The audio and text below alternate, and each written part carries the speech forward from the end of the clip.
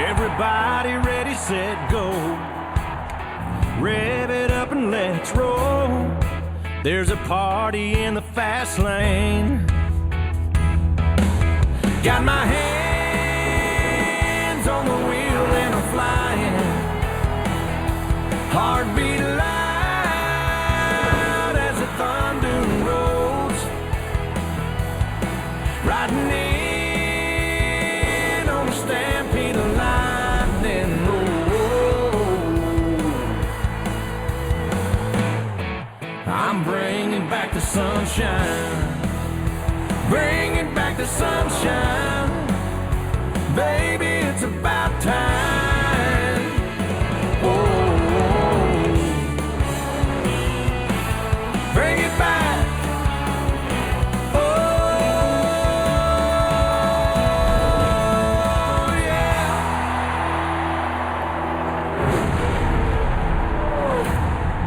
Welcome to NBC's coverage of NASCAR Sprint Cup Series racing from Kansas. Telecast presented by Outback Steakhouse. Let's go trackside to Mike Massaro. Well, Rick, if Chase Elliott is looking for motivation, he doesn't have to look any further back than a week ago. He had a dominant race car, led 103 laps in Charlotte, but crashed, ended up 33rd. Subsequently, he finds himself below the cutoff line, looking for a very good finish today to keep his championship hopes alive. He's very confident he can get it done today and pick up right where he left off a week ago. Marty? Mike Martin Truex Jr. certainly feels the pressure of the chase. He also feels the pressure of a hometown race for his race team. Furniture Racing is based in Denver, Colorado, just 7 hours from the Kansas Speedway. He told me I have my favorite car and I'm at my favorite track. Time for us to win at Kansas, Kelly. Kurt Busch came to Kansas with a 24-point lead, but a crash in practice forced him into a backup car and to the back of the field. But this team can respond to adversity, winning in a backup at Michigan a year ago. Kurt's best ever finisher, also in a backup, Dave. Joey Logano crashed last week, needs a lot of points today at Kansas. A win would be perfect. Now it's time for Joey and the rest of the drivers to crank the engines. Race fans, it's time for those most famous words in motorsports. Here to give the command, please welcome our Grand Marshal, actor and star of Hallmark Channel's Chesapeake Shores, Jesse Metcalf. Drivers, start your engines!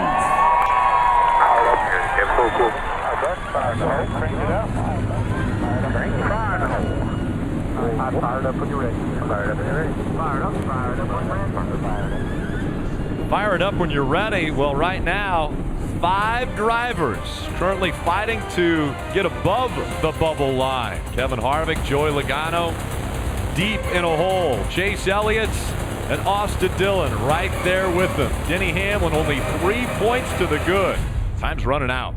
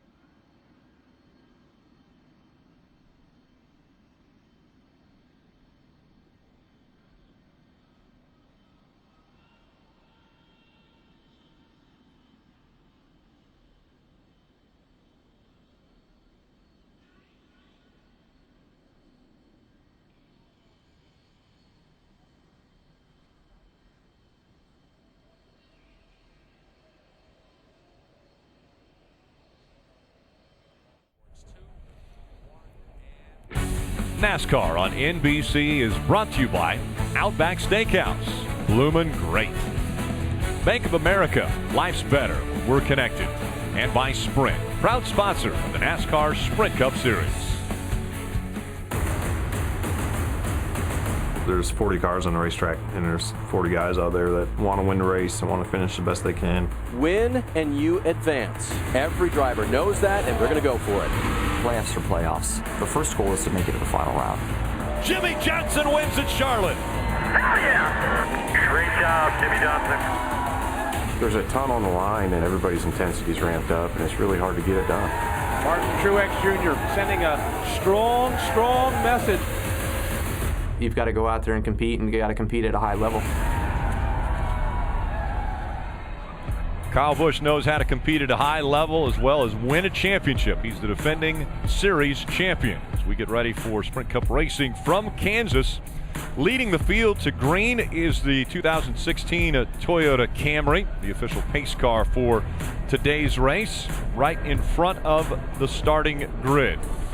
Let's take a look at today's starting grid, brought to you by Outback Steakhouse. Up front, it's going to be Matt Kenseth and Kyle Busch. Kenseth won the pole. He's a two-time Kansas winner. Kyle Busch will start beside him. He won here in May earlier this year. And right behind them in row 2 is Carl Edwards, and it's a hometown race, starting next to Martin Truex Jr. In row 3, we have Alex Bowman subbing for the injured Dale Earnhardt Jr. He'll start next to Joey Logano, who has won this Kansas Chase race for the last 2 years.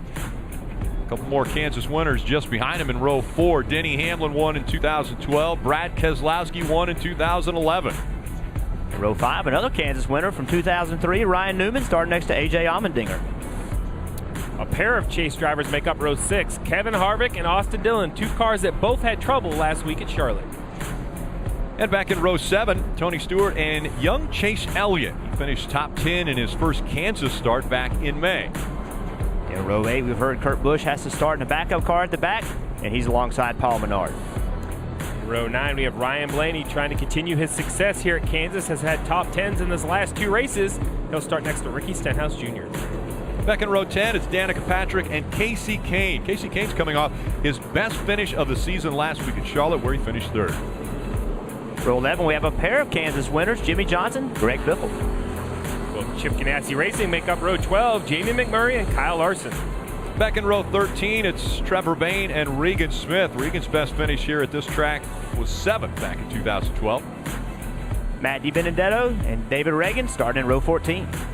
We've got the opportunity to chat with one of the Chase drivers, one of those guys who's right now fighting to get above the cut line. That is Kevin Harvick in the 4. Jeff, you want to dial him up? Hey, Kevin, it's Jeff in the NBC booth. You with us? Yes, sir. Well, you and your team are a little behind in the Chase standings. This is a track you feel like you can get back on top.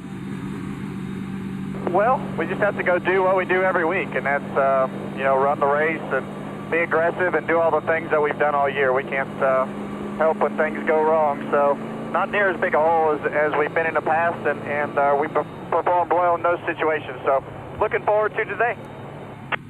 What is the biggest challenge of the day with this racetrack and changing conditions?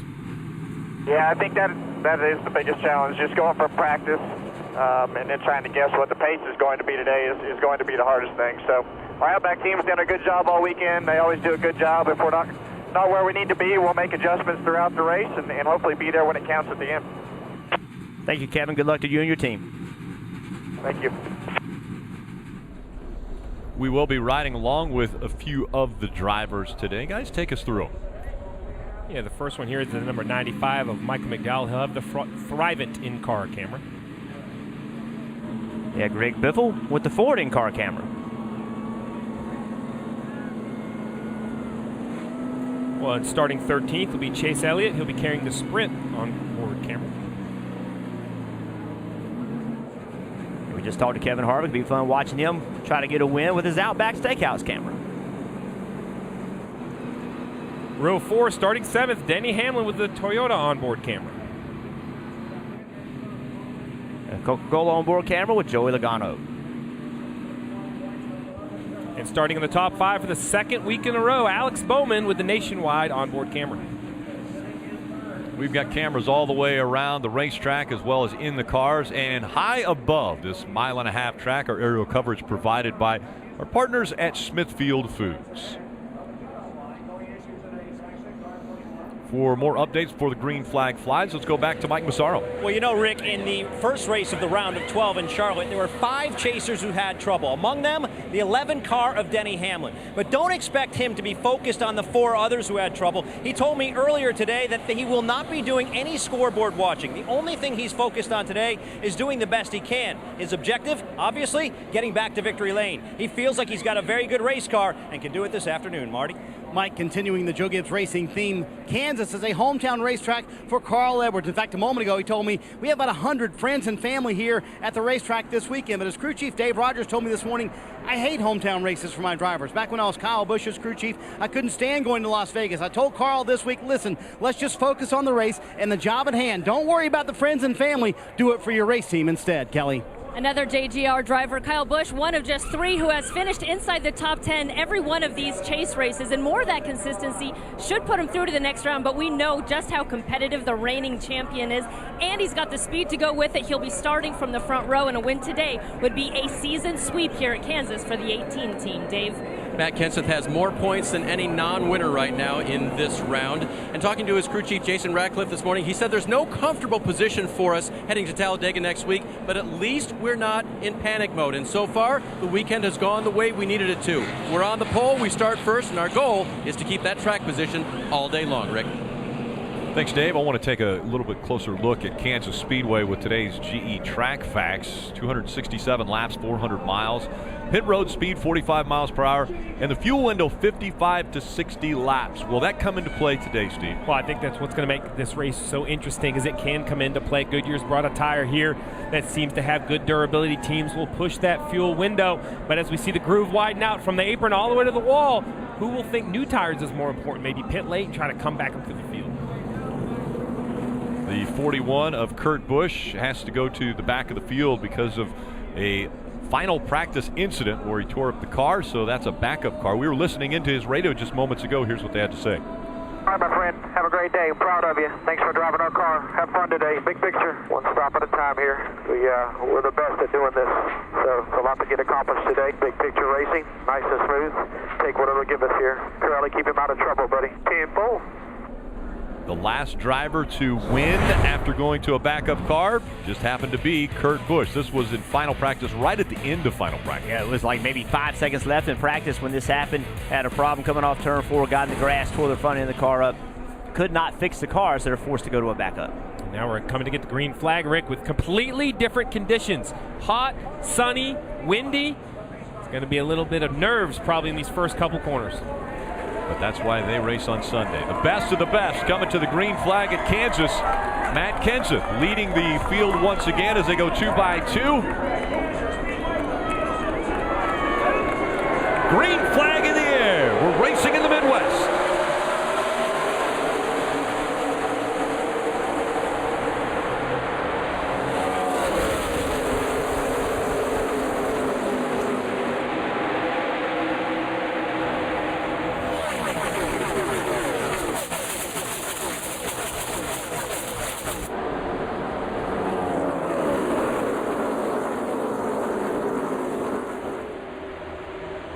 Up to speed as they come out of turn 4. Kenseth out front. Kyle Busch in the 18 running second. Ryan Newman all the way to the apron, almost to the grass as he was trying to take position coming across the grandstands. Look at Joey Logano almost all the way against the wall already on lap 2. Normally it takes a little while to get that outside worked in, but Joey's trying it already. There's Newman running to the inside of the 47. A.J. Allmendinger, and Newman's going to get the position as he slides up the racetrack just a bit. Outside of him, the 22 of Joey Logano. Fight for second, though. Here comes Carl Edwards. Teammates racing against each other. Edwards on the inside of the 19. He'll take the spot away from Kyle Busch in the 18. Carl Edwards grew up 135 miles east of here in Columbia, Missouri. Would love nothing more than to get a win at his home track. And this is what Kansas really does as the pavement has aged. That top lane has come in. As you mentioned, Joey Logano up top already. The fact that he's able to work it at all on new tires really excites me for a longer run. We're definitely going to see cars up against the fence. Alex Bowman currently running 6th, substituting for Dale Earnhardt Jr. in the 88. Has had great runs behind the wheel of the 88, just hasn't had the finishes to show for it. He really hasn't, Rick. He's had a lot of speed in that car. But flat tires at New Hampshire in his first ever debut in this car, and last week at Charlotte really hampered his finishes. See, Kevin Harvick got by both those guys in the last lap. So Kevin working the bottom of the racetrack on these new tires. As this race continues and this run continues before the caution comes out, you'll see the drivers, Kevin Harvick and everybody, start migrating toward the top of the racetrack. Alex Bowman, Joey Logano, they're already there. But on newer tires, you typically want to run the shorter way around the racetrack because there's more grip. As the tires get older, that's when you go to the top. That helps your car drive a little better. Yeah, we heard Alex Bowman down at 1 and 2 run a little bit higher up at the racetrack. But to do that, Rick, you have to be in the throttle early and committed. And the 88 was unable to do that. He was a groove up. He got back to the gas a little earlier than the 4. Couldn't stay in the gas. You see the 22 now has worked to the outside of the 88. The 88 will beat him down into the corner. Well, look how early the 22 gets in the throttle, and look how that pays off. All the way on corner exit, he'll be carrying at least 2 or 3 more miles an hour. It pays off all the way down the backstretch. So now Alex Bowman needs to be thinking about, okay, I got to get the outside working a little better, find a way to roll the top of 1 and 2, maybe still run the bottom of 3 or 4, but roll the top of 1 and 2 so I don't get beaten off the corner as badly. Kenseth already with about an 0.8 of a second lead over Carl Edwards out in front. Kyle Busch, Martin Truex Jr., Denny Hamlin. It's 5 Toyotas in the top 5 spots right now. And Rick, how about right behind Alex Bowman, the 47 and AJ Allmendinger? We saw great qualifying effort last week at Charlotte. Ran well throughout the first half of the race. Had a little mechanical issue, Jeff, that we found out later caused some of this concerns and lack of speed in the second half of the race, but comes to Kansas and again has speed as he works to the outside of Alex Bowman. There's Denny Hamlin just in front of the 4 of Kevin Harvick. Little wiggle there out of the 11 of Denny Hamlin as we ride on board with Kevin. So as Kevin Harvick right now, what you're trying to figure out is where is the 11 going to go? Is if he's going to go to the bottom of the racetrack, Kevin's now going to go to the top. Kevin guessed right, thought the 11 was going to go to the bottom, so Kevin went to the top. Now the same thing going into turn 1. You're going to see the 4 car gain a little ground on the front straightaway. He's going to get right to his bumper getting into turn 1. Now he's got to guess again. He's going to guess the 11's going to the bottom. Kevin tries to run a little bit higher. If he can ever get to the right rear quarter panel, the spot will be Kevin's. Oh, good job by the 11 moving up in front, but now he pulls down because I think he felt like Kevin really cut him a break there. He didn't really want to be where he was. That is respect. We talk about respect on the racetrack. That was the example. Denny Hamlin, I think, tried to do something and wanted to. It didn't work and realized Kevin cut him some slack, gave him some room on the corner exit. Said, you know what, I'm going to give you the line down the backstretch. I want to check out the Ram Guts and Glory, Steve, as we watch Kevin Harvick running here, just getting the pass on the 11 of Denny Hamlin. Yeah, when it comes down to the guts and the glory of it, how about Joey Logano? He's won the last 2 races at Kansas. Can he return to that glory and win for the 3rd straight fall race here? Yeah, Kevin Harvick been in the championship round the last 2 seasons, and each in those seasons he's had to find himself a way to win a race to be able to advance. So is he going to be in that same position? If he is, can he pull off that win to advance into the next round? Already moving toward the front. Kevin Harvick running 5th. Out front, though, Matt Kenseth has a 1-second lead over Carl Edwards.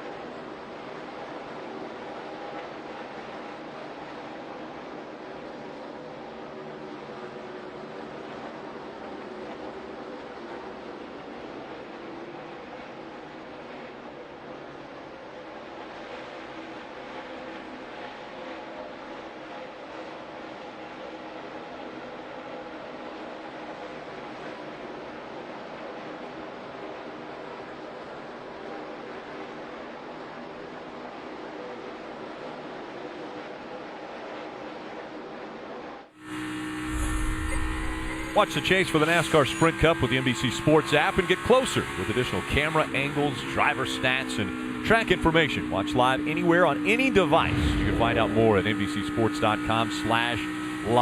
We're riding along with Michael McDowell way up front. Matt Kenseth leading this race has a 1.2-second lead over Carl Edwards, and he's running very well, and some of the other drivers are trying to figure out what kind of a line that he is running, as well as the guys in front of the two. Listening to the radio.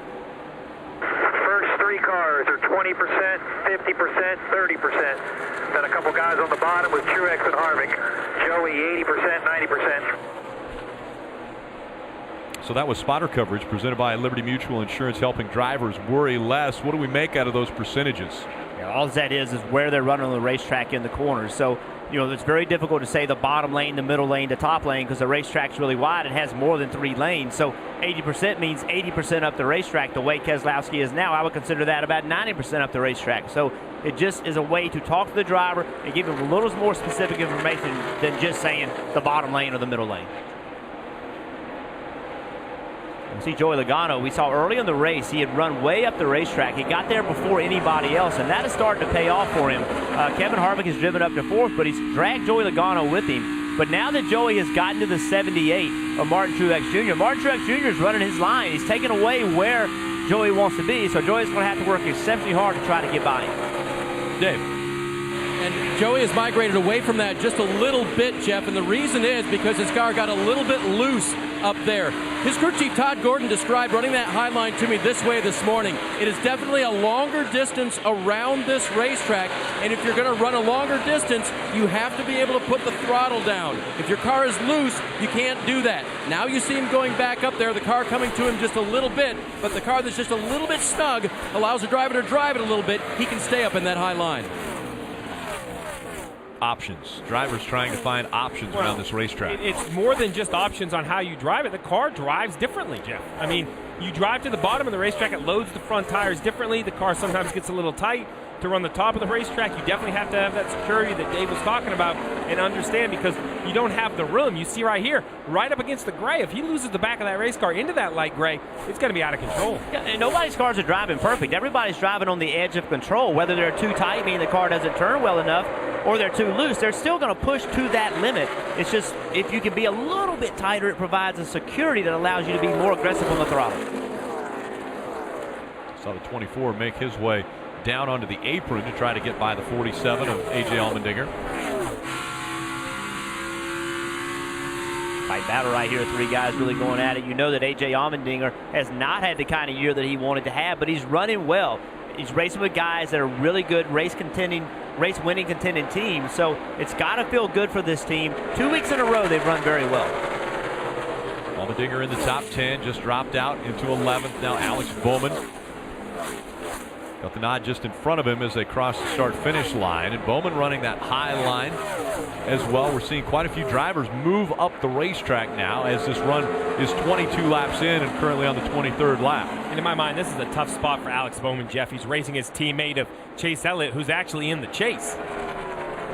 Take a look at the 22 of Joey Logano going by the 18 of Kyle Busch. Kyle Busch continuing to fall down the rankings right now, as he started up front on the front row and now has dropped all the way back to 5th. Kenseth and Edwards still holding on to the top 2 spots, and as a matter of fact, Edwards has closed the gap a bit. Kenseth had a 1.2-second lead. That's 0.3 of a second less. Now he's at 0.9 of a lead over Carl Edwards, and over a span of 1.5 miles, Matt Kenseth about 3 or 4 car lengths in front of Carl Edwards. Marty. 11th to 3rd for Kevin Harvick, trying to catch those top 2, Rick. You talk about those options for drivers in the corners here at Kansas. Well, that presents challenges for the crew chiefs. Talked to Rodney Childers, his crew chief, this morning. He said, for years we would come here to Kansas and purposely practice on the bottom. We would always practice there. But I went back to my old notes and I saw that Kevin made comments that the guys who practice on the top here in practice sessions would be lost in the race. But this spring, we were lost in the race. We tried to go to the top. We were too loose. It didn't work for us, and that's maybe why we lost this race in the spring. They wound up finishing second here. So what they did this time around, they intentionally practiced the top of the racetrack. So, Steve, we see these cars running everywhere, and we think it's just happenstance when the driver goes in the corner, but there's so much planning and effort that goes into where you want to run and how you set up the car. Well, and it starts all week, Marty. As you said, notes were reviewed, plan was come up. It was to have a yellow on the racetrack. You know, that isn't by chance where that Ford's going to practice. Caution does come out for the first time on lap 27. A little bit of debris on the backstretch. So that brings out the caution. That will stack the field back up and about halfway through a fuel run. So we would anticipate everyone will be coming to pit road for 4 tires and fuel. Pit strategy probably won't play out yet as far as guys trying a 2-tire stop or maybe not even changing tires. But early in this run, the 20 of Matt Kenseth had been putting on a pretty good pace there. He was able to put Clint Boyer a lap down as well as 5 other cars, and so Clint Boyer is going to end up getting the free pass. He will get his lap back, and there'll be 35 cars on the lead lap. Rick, we don't expect to see any strategy calls here, but with 34 cars on the lead lap, it's going to be very, very tight on pit road. So even if you plan on taking 4 tires, the leaders are going to have to really pay attention to coming and going in and out of their pit stall, make sure they don't collect another car on pit road. 41 of Kurt Busch lost their pit selection because of too many warnings from the weeks previously. So they were the last one to choose their pit stall as everyone's making their way onto pit road and heading to you, Marty. Carl Edwards coming down pit road, running in the 2nd position. Rick, he said his car started tight and then got free. His biggest problem, 3 and 4. This we're going to tighten up that race car for. Kevin Harvick, top right of your screen for him. He said he's a little tight on the bottom, a little bit too loose on the top. Can't get back to the throttle like he would like. Air pressure for both these cars, Dave. 4th place, Logano said his car was rolling over just a little bit and a little bit free. It'll be an air pressure adjustment, 4 tires for him. Matt Kenseth said his car was just a little bit loose, need a little more rear grip longer. A 4-tire stop for him, and he will easily win the race off of pit road. Great stop there by Matt Kenseth as he's able to, as you mentioned, win the race off of pit road. Now, before we step aside from the action here at Kansas Speedway, we want to go into the garage and Rutledge Wood for a special announcement. You know, Rick, recently Kevin Harvick and I got a chance to go to the Outback Test Kitchen, and we had a little challenge to make our best bloomin' onion. You can see it at outback.com/duel. And turns out Kevin's not just a champion on the racetrack, he also happens to be one in the kitchen. But I think he felt so bad for beating me, he said, tell you what, no matter where I finish in Kansas, the Monday after, which is tomorrow, it's going to be a bloomin' Monday. That's right, anybody can go to Outback, get a free bloomin' onion. And I'd like to point out, he may have been the winner, but one of us is riding around in circles and I'm eating a bloomin' onion. So I'll call it, and don't worry, boys, I'll save a little for you up in the booth.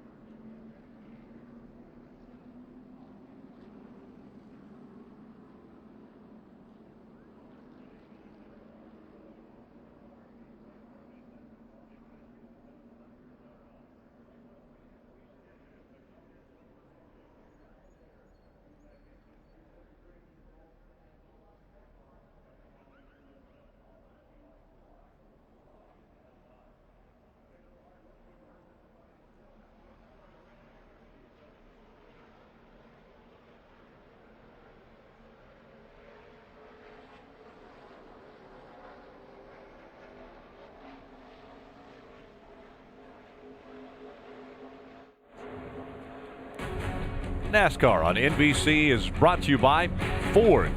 We go further so you can. And by Thrivent Financial, driven by inspiration. Visit thriventracing.com to learn more. Great stop for Matt Kenseth, able to come in with the lead and go out with the lead. Not such a good stop for the 4 team, though. No, really, the 4 car had to struggle on and off pit road. A little bit slow on the driver. More importantly, the speed on the pit time. And it wasn't anything major, Jeff. It's just a little bit of a hiccup on the right rear. You're going to see the tire changer right here. A little bit of pull on the jackman. A little bit slow going on with the lug nuts. Really both right side guys.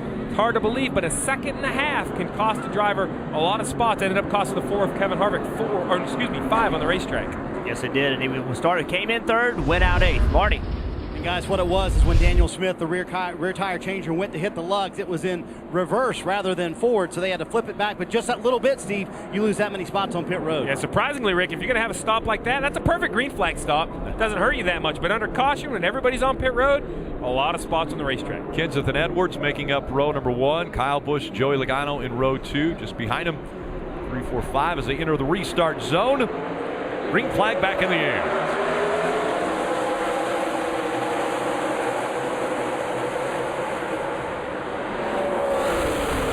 Good run on the bottom of the racetrack for Carl Edwards, not able to keep that momentum up, and here comes Kenseth again to the lead. Now Kyle Busch looking to the inside of that 19. Kyle Busch not able to keep it at the bottom of the track either. So Carl Edwards will hold on to 2nd. Kyle Busch slides up to 3rd. And so look at Kevin Harvick back there in 6th. Think about if his team would have got him. They came in 3rd. What if he would have gone out 3rd? Look how much easier it is right now for Kyle Busch in that position as opposed to Kevin Harvick. Kevin Harvick's having to battle to earn those spots back. Kyle Busch is able to just focus on what's in front of him. A completely different scenario because of spots lost on pit road. And again, we mentioned it wasn't a really bad stop. You're talking about a 1.5 seconds, but that 1.5 seconds, when you've got guys making pit stops better than you've lost 5 spots on pit road. Well, we talk about it every week. It's not that it's a 1.5 seconds. It's the fact that everyone on pit road is so competitive that they're all under a blanket. 3 or 4 tenths of a second covers the average pit stops in the top 10 cars. So when you're over a second off, it's going to cost a lot. Yeah, your reference about a green flag stop, Steve, you're exactly right. People think about a green flag stop and hurt you so much on time, but the cars are spread out. Under caution, although it's the same amount of time lost, you lose all those spots because all the cars are bunched up together. Denny Hamlin just had a moment right there in the middle of 3 wide off turn 4. Wasn't able to carry that momentum. Had to breathe the gas a little bit. It's going to cost him basically 4 positions by the time he gets to turn 1. But just like a pit stop, the same happens on the racetrack. One small little lift of the throttle to regain control, and now Jimmy Johnson's going by. Jimmy Johnson has gone by now as the FedEx number 11 continues to drop back, Mike. Yeah, and it may be because something is wrong. He just radioed into Mike Wheeler saying he may have to come to pit road, so keep an eye on the 11 car. Prior to that, he was just loose, but it seems like there's a bigger issue evolving. Well, it would seem right after a pit stop, you hate to point out things you don't know exactly yet, but Denny Hamlin, probably a loose wheel. When you start to see issues... At all. My front's dead. Says the right front's dead, so perhaps it doesn't sound like a vibration. It could be a number of things. You could have had a tire gun hit one of the valve stems. It could be losing air.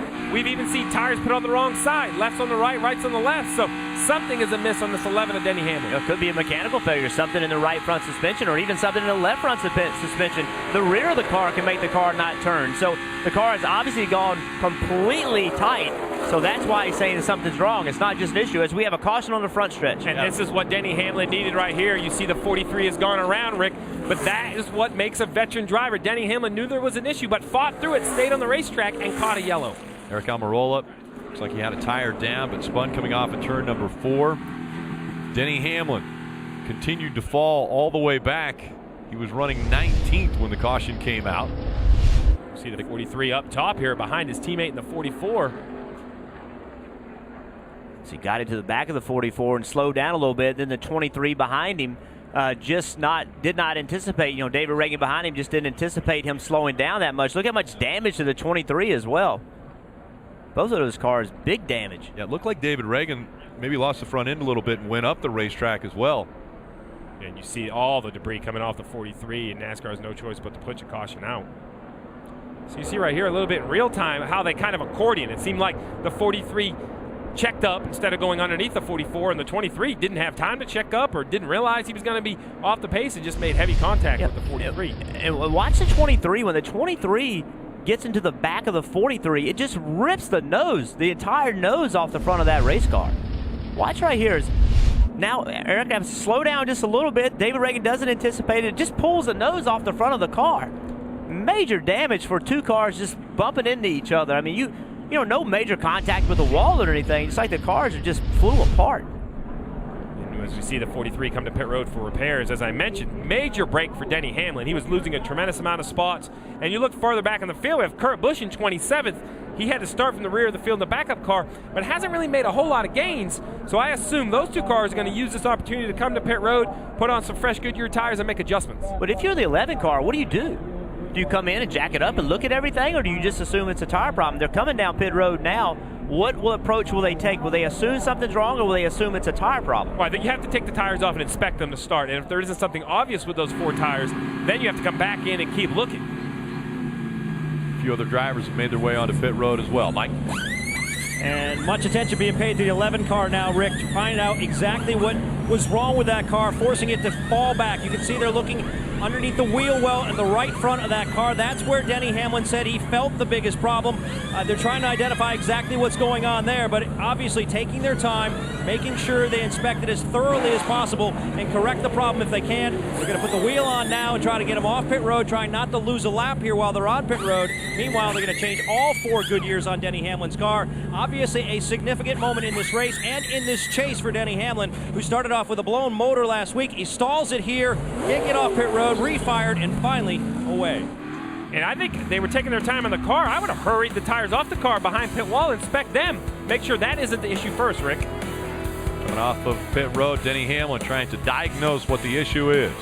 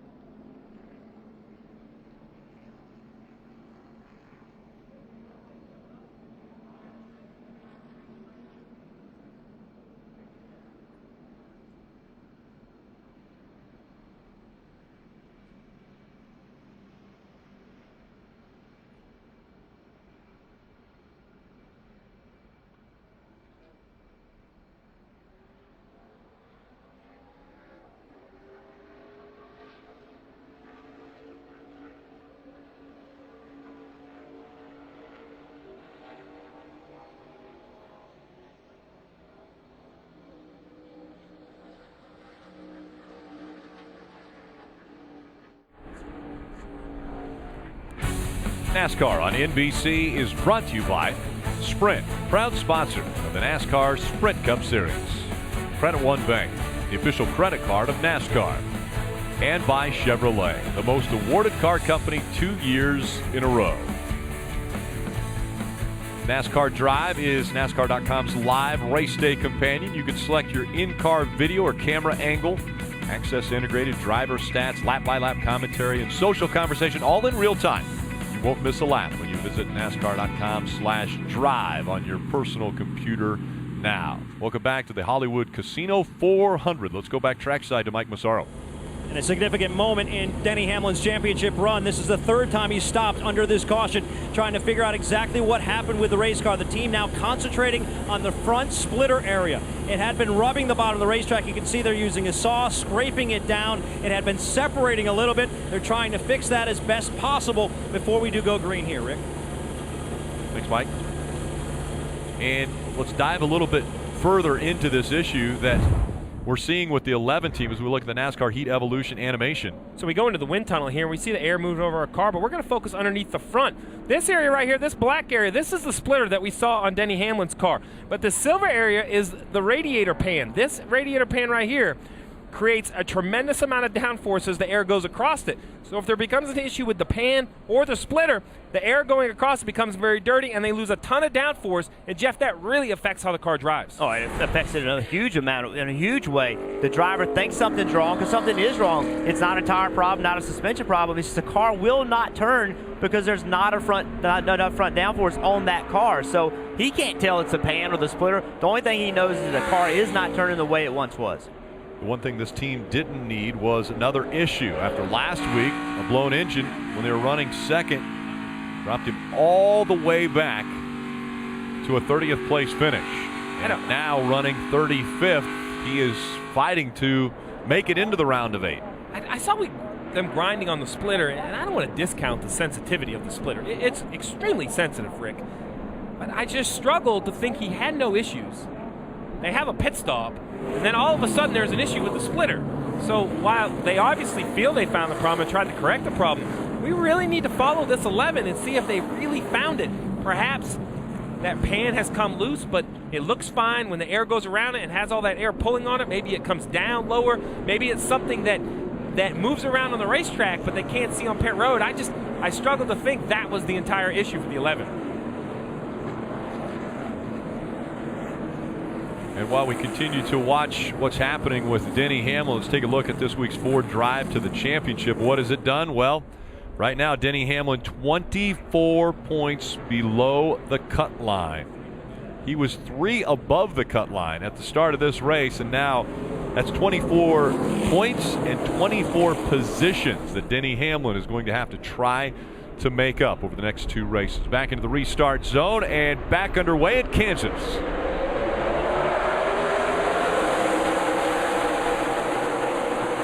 Johnson, the first one to move out of line in the Lowe's 48 as he looked to the apron to try to get some clean air and maybe a spot to get by some people, but not able to advance his position.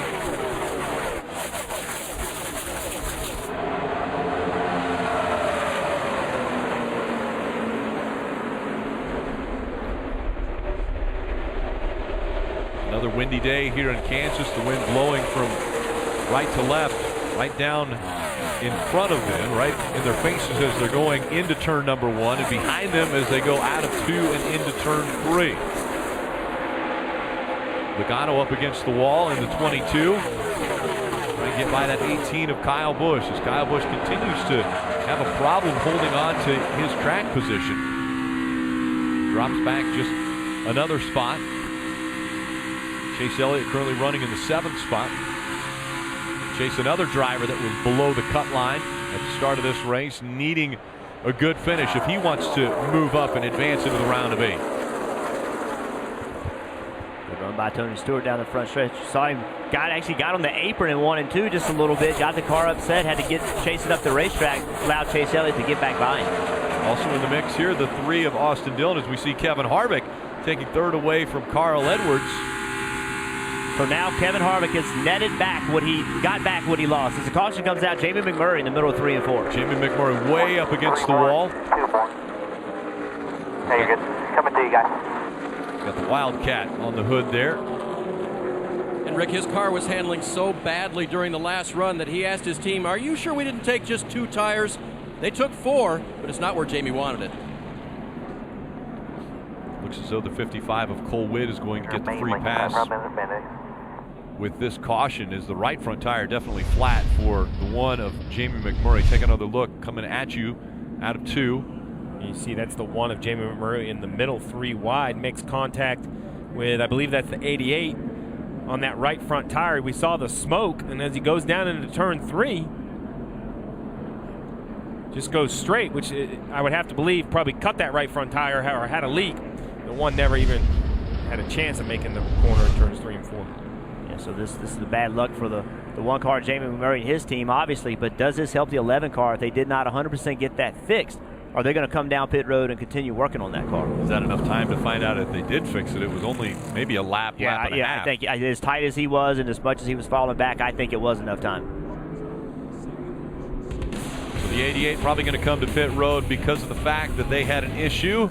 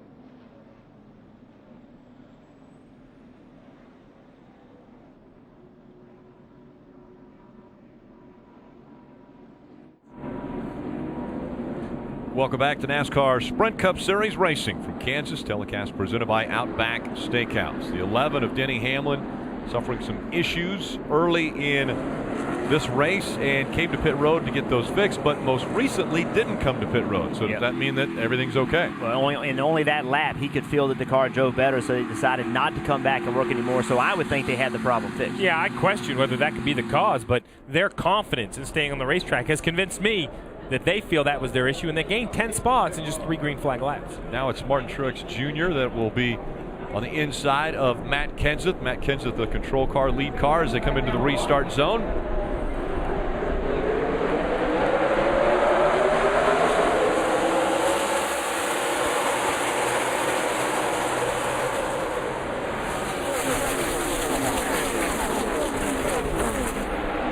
Inside line, a little surge as they enter one, but the momentum working for Matt Kenseth in the high line.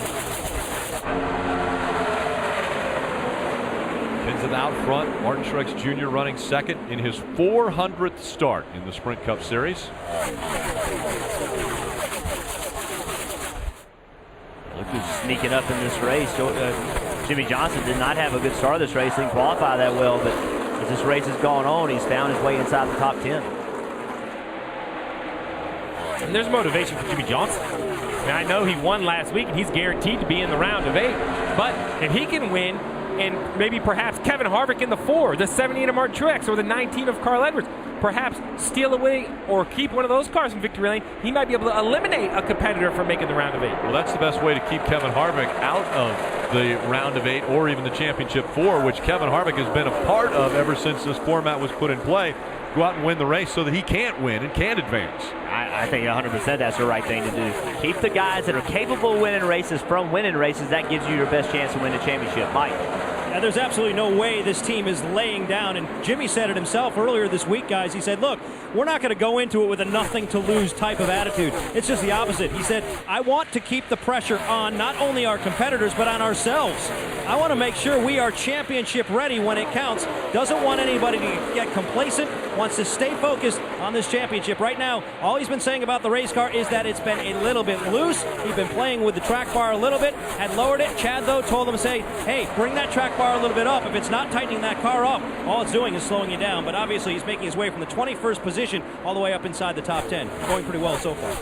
Yeah, Mike, I think keeping that momentum up is so important because think about the pit crew. The pit crew, if you give them a week off, how do you just turn it on and off? Right. And so we saw last week the 48, they had a bad pit stop at the end of the race. They overcame it because they had the speed to overcome it. But you need to keep putting that pit crew in that position in those clutch moments when you win in a race or not win in a race. You can't turn that on and off. So keep the pressure on throughout this entire chase. Well, you mentioned overcoming issues. Well, Denny Hamlin's trying to do that as he comes back up through the field after a splitter issue. But this is the concern. When you have issues and go back in traffic, look right here. Danica Patrick below the 11, the 13 of Casey Mears gets to his outside, puts the 11 in a very precarious situation, 3 wide. He handles it well. But those are the types of situation, cars that Denny Hamlin maybe doesn't have enough experience racing around, or that he feels he's faster than. It's that catch-22. How hard does he push to get through traffic, Rick, versus how careful does he need to be? He has so much more to lose than the people he's racing around right now. You know, they're not in the chase. Their year's not over, but they certainly don't have as much to gain as Denny Hamlin. So Denny cannot be as aggressive as they can be. Chase Elliott currently running in the 9th position. He's chasing after the 42 of Kyle Larson.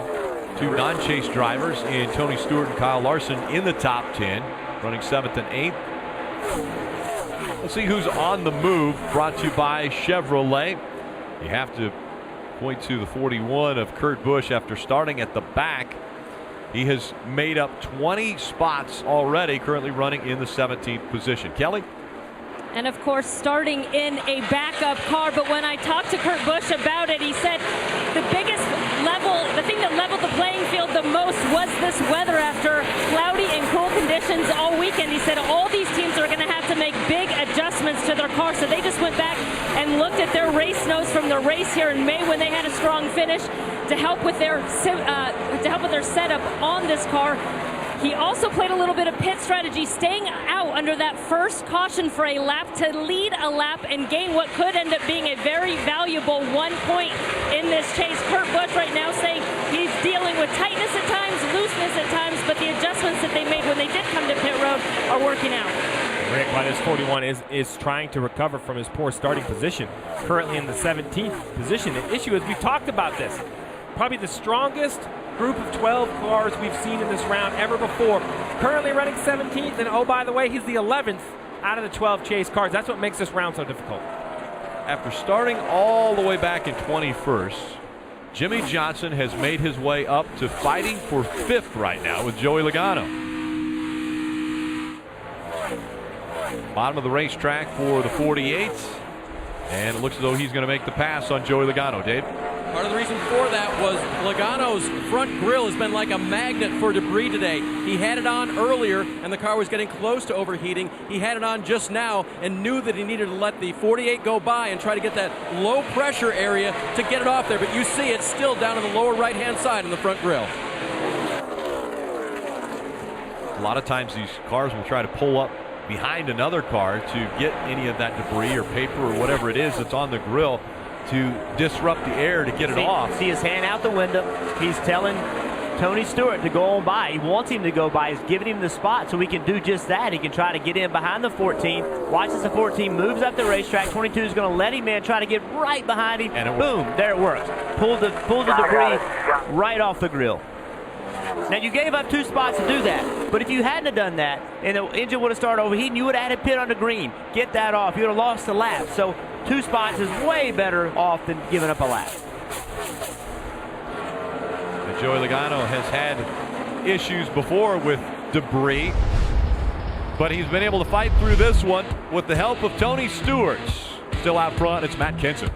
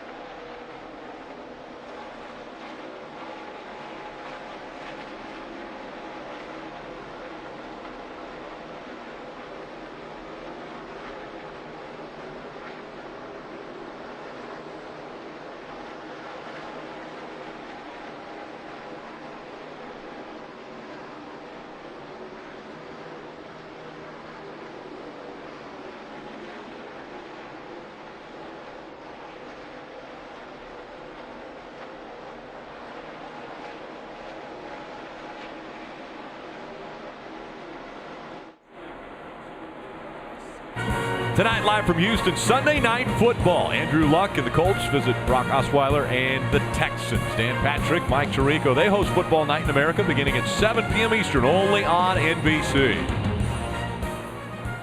Out front, Matt Kenseth has been dominant. Only 1 lap.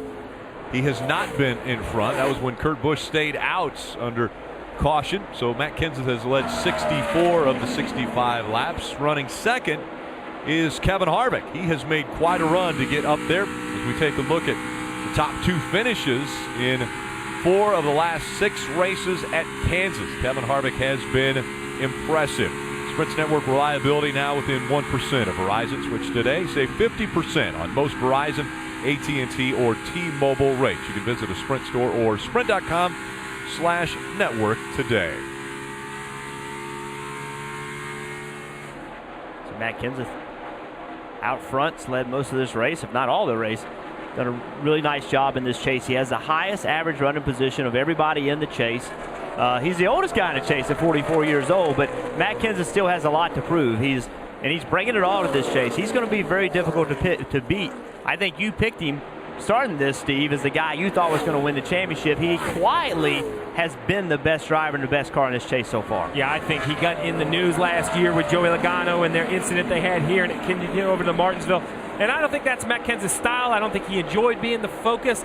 This just seems a little bit more his style, just continuing to run good. Now we see him went from running good to leading races. Hey, think about it. He's been in position to win Loudon, leading late with the lead on a restart, got beaten. Again, last week at Charlotte, had the lead on a restart, got beaten on that restart. But if you keep putting yourself in position to win those races, that's how ultimately you get that race win. 21-lap green flag run already. Let's go through the field, brought to you by Nationwide. Starting off with Matt Kenseth and Dave Burns. And Rick, Matt has led all but one lap today here at the Kansas Speedway. And I asked his crew chief, Jason Ratcliffe, why he was so good here, especially after the repave, which was so treacherous for so many drivers. And he told me it's because Matt is very good at managing a car that is on the edge. Some drivers aren't aware until it's too late. Matt, very aware, Marty. Dave on the first run for Kevin Harvick from 11th to 3rd. On this run from 8th to 2nd. Clearly very motivated behind the wheel. Couple news and notes on that car. He said the car is kind of running hot this entire race. They're going to pull tape off the grill on this next stop. And they also switched the gun of the front tire changer, Eric Maycroft. He also had a problem on that last stop. Behind him, Martin Truex Jr. He said, I messed up. Let that Ford get a run on me. That's my fault. We should be in 2nd right now. He's in his 400th start. Rick mentioned that earlier. 6 drivers have won their 400th start. He wants to make it 7 drivers. And Carl Edwards a moment ago said, hey, I think Matt Kenseth is pretty good up there. Of course, that's his teammate. And Dave Rogers said, we are even with him, but he's a little bit more consistent with us. Work on that. He moved his lineup, Mike, found a little bit of speed. You can see him running in the middle. Marty, talking with members of the 48 team this morning, you got a clear sense of relief. They had several very strong runs in the playoffs so far, but had not gotten a victory until last week. They've finally broken through. Jimmy said it has validated all the hard work they've gone through throughout the course of the summer and feels like they now have momentum heading in the right direction. He said it may be a little bit late, but we're happy that it is positive at the time being.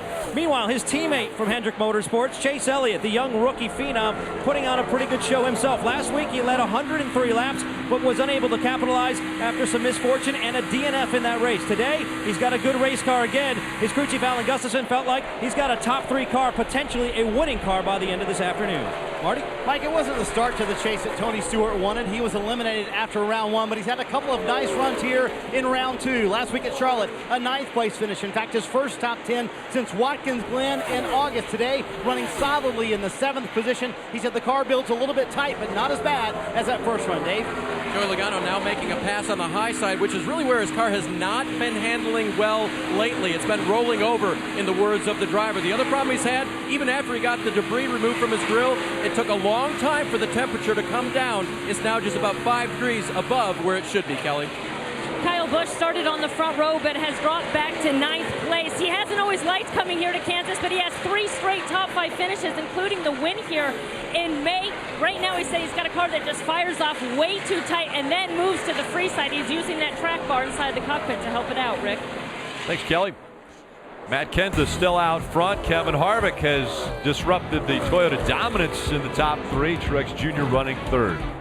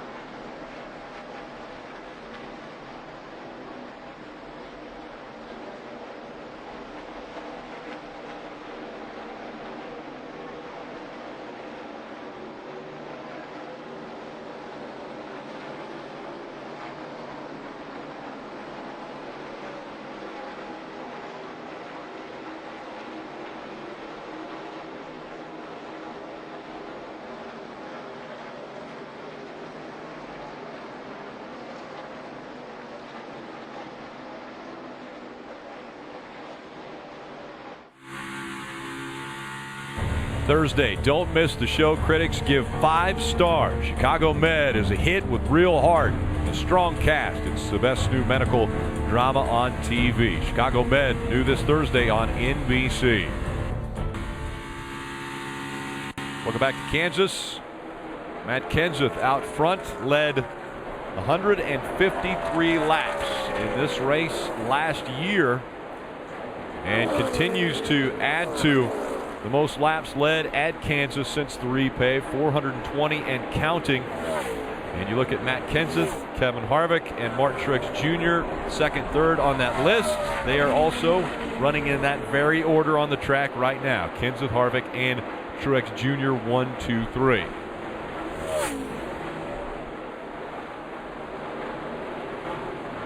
Currently the top 7 all Chase drivers. The one that we thought was going to be struggling because of the issue they had early on was Denny Hamlin. He's currently running 14th.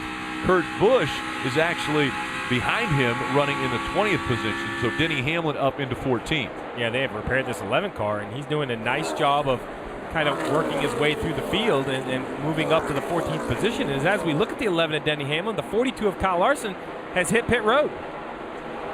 Kelly. And Kyle Larson had moved up 14 positions after starting 24th. Right now, though, he's saying he's just a little bit too tight late on exit, especially in turns 3 and 4. They're going to make a wedge adjustment. You saw the wrench go in right there. It's also going to be 4 Goodyear tires, Sunoco fuel for Kyle Larson. I think Kyle Larson coming to pit road is going to drive the field. We're going to start to see a lot of cars come to pit road. It's on a little bit early of their window, but new tires are still worth so much speed, Jeff. I just think this is all it takes to convince the rest of the teams it's okay to pit. Yeah, it just seemed a lot early to me. I always thought he had a problem when he pitted. Second taken away by Truex Jr. from Kevin Harvick, so he's dropped back a position. Carl Edwards, Jimmy Johnson right there as well, though. So second through 5th, pretty tight. Dave. And the 21 of Ryan Blaney on pit road now for a 4 Goodyear tire change, a wedge adjustment, and a fill of Sunoco fuel. So that's the advantage, Rick, of not being in the chase. Of course, that's everyone's goal. But points don't matter for Kyle Larson or the 21 or Ryan Blaney, or don't matter as much. So they can be aggressive, and we talk about being aggressive. That's what it takes anymore. To be aggressive in this field, you have to come to pit road 5, 6, 7, 8 laps before you're out of fuel. And I think that's really what these teams are doing. And as we see the 42 pit and the 21 pit, now we have the 18 of Kyle Busch coming to pit road as well. Kelly. He's got a car that was really just getting way too loose everywhere at the end of that run, just saying that he was in a full rear drift. So the team going to make some adjustments to try to help him out. Again, you see the wrench go there in the right rear of the car while they make their 4-tire stop.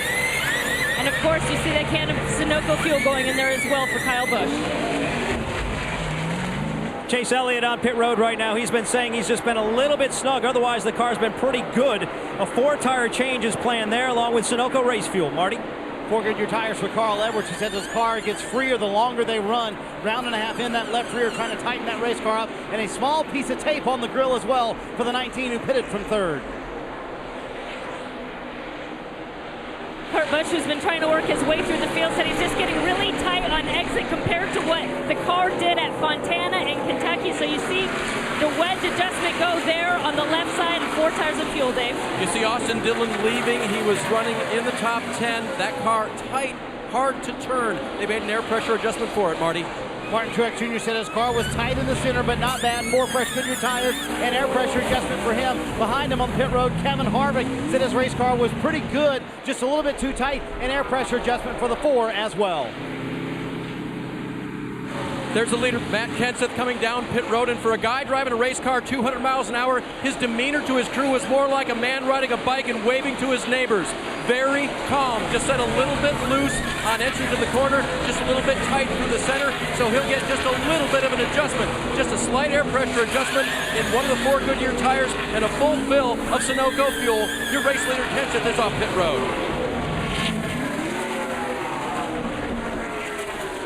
So Matt Kenseth gave up the lead for just a moment as Joey Logano had it for a lap, and now Joey Logano on pit road as well. Another one of our chasers headed down pit road. Dave.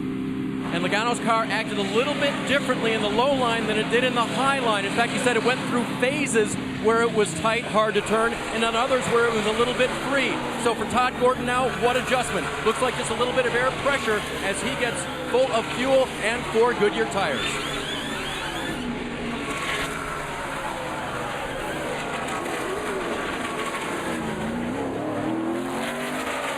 Did that look close to you guys? With that 22, as we see his teammate, the 2 of Brad Keselowski coming down pit road. Kelly? Yeah, Rick, he's kind of been quietly going about his day, Brad Keselowski, although he just said that his car's a little bit loose in, a little loose off, tight in the middle, but really not bad anywhere. He's been pretty happy with this car throughout the day, although they will make a chassis adjustment as well as an air pressure adjustment, and it's going to be 4 tires and fuel for Brad Keselowski. Denny Hamlin coming down pit road now. His biggest issue of the day had been a splitter issue, which cost him 3 pit stops under the last caution. Has not said anything about the splitter since then. The only thing he has said is that it's been a little bit tight. It won't turn as well as he would like on entry. A 4-tire change here on the 11 car, along with Sunoco race fuel and an air pressure adjustment for Denny Hamlin. Rick? Denny Hamlin, 11.5-second pit stop. They want to make sure they don't have a speeding penalty. Hamlin had 2 speeding penalties here in May and was all involved in an accident. Later battling for 3rd. He knows how to drive to the front here at this racetrack. And the 88 we heard just hit the wall. You see the damage on the right side of that. As he comes to pit road to have some sheet metal fixed. You have to take the time to fix it correctly. Oh, it's really loose.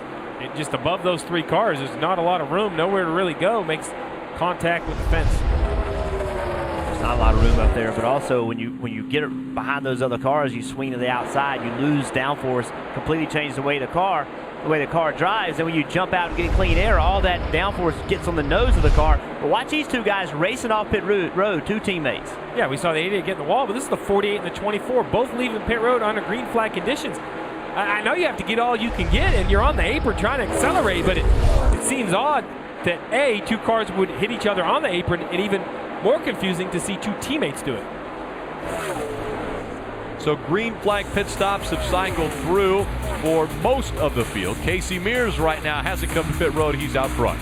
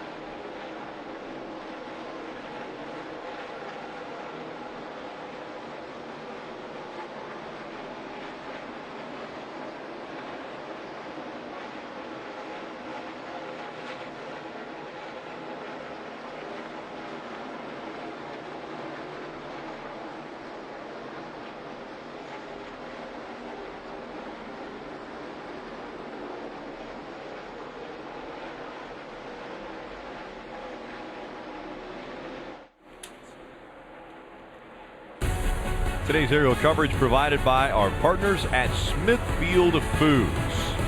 Gorgeous day at Kansas Speedway in Kansas City, Kansas. 98 laps complete of the 267. It's NASCAR Sprint Cup Series racing from Kansas. Telecast presented by Outback Steakhouse. Still out front, Matt Kenseth. He has led 90 already of the 99 laps completed. Marty. Potential very big issue for Martin Truex Jr. and his race team. When they came down pit road, they had trouble getting the fuel can to go in the car. They are 10 gallons short of the amount of fuel they need in that race car. Cole Parton just told me we can only run 24 laps on this run. They don't know exactly what was wrong, but they just wouldn't connect in when they were trying to put fuel in the car. So he can only run, again, 24 laps on this run. That's it. They're going to have to come back down pit road being 10 gallons short. So Steve, you can talk about that from the crew chief standpoint. But Cole Parton also told Martin in the car, adjust the track bar because clearly the car is going to drive different. So that gives you a handful as well, Jeff, doesn't it? Well, from a crew chief standpoint, there's not much you can do at this point other than race the race that's in front of you. It's a mistake. It's going to cost us 78, or potentially could cost us 78 issue if it goes green. Other than that, Jeff, it's up to the driver to try to get the balance. Well, it is. Right now, the car just isn't going to drive as well. When you put 4 tires on it and you don't put fuel in it, it's going to be way tight. Without that fuel in the back of the car, it makes the car not drive well. So they're going to try to run the track bar up to get the car to turn well. But in the last few laps, Harvick got by him, Edwards got by him, and Johnson got by him. So he's all the way back to 5th, and that's due to the fact the car is not driving very well. We just saw Kevin Harvick make the pass on Carl Edwards for 2nd, and so Harvick now trying to chase down Matt Kenseth. Kenseth now has a 5.5-second lead over Kevin Harvick running 2nd. That's how good they have been since the green flag pit stops have cycled through. Matt Kenseth now with a 5.5-second lead over Kevin Harvick. Currently on the lead lap, 20 cars. Running 19th, chaser Kurt Busch. So Kurt Busch potentially could be going a lap down shortly as he is 27 seconds behind Matt Kenseth. So we just heard Marty report about the 78 having fueling issues under their green flag pit stop. So when we go back and review the pit stop, Martin Truex comes in, hits the signboard, everything looks good, the jackman, the tire changes, but look at the fuel guy. This is the first can. This can right here should easily dump all the fuel into the race car, but you saw in the hose there was fuel bubbling up into it. So now he plugs in the second can, there's fuel again up into the hose. That fuel shouldn't be there until the car is full. Definitely shouldn't be there on the first can, so definitely an issue with either how the car can was plugged in or with the fueling apparatus. Chaser Martin Truex Jr. could be having to get out of pit cycle with everyone else.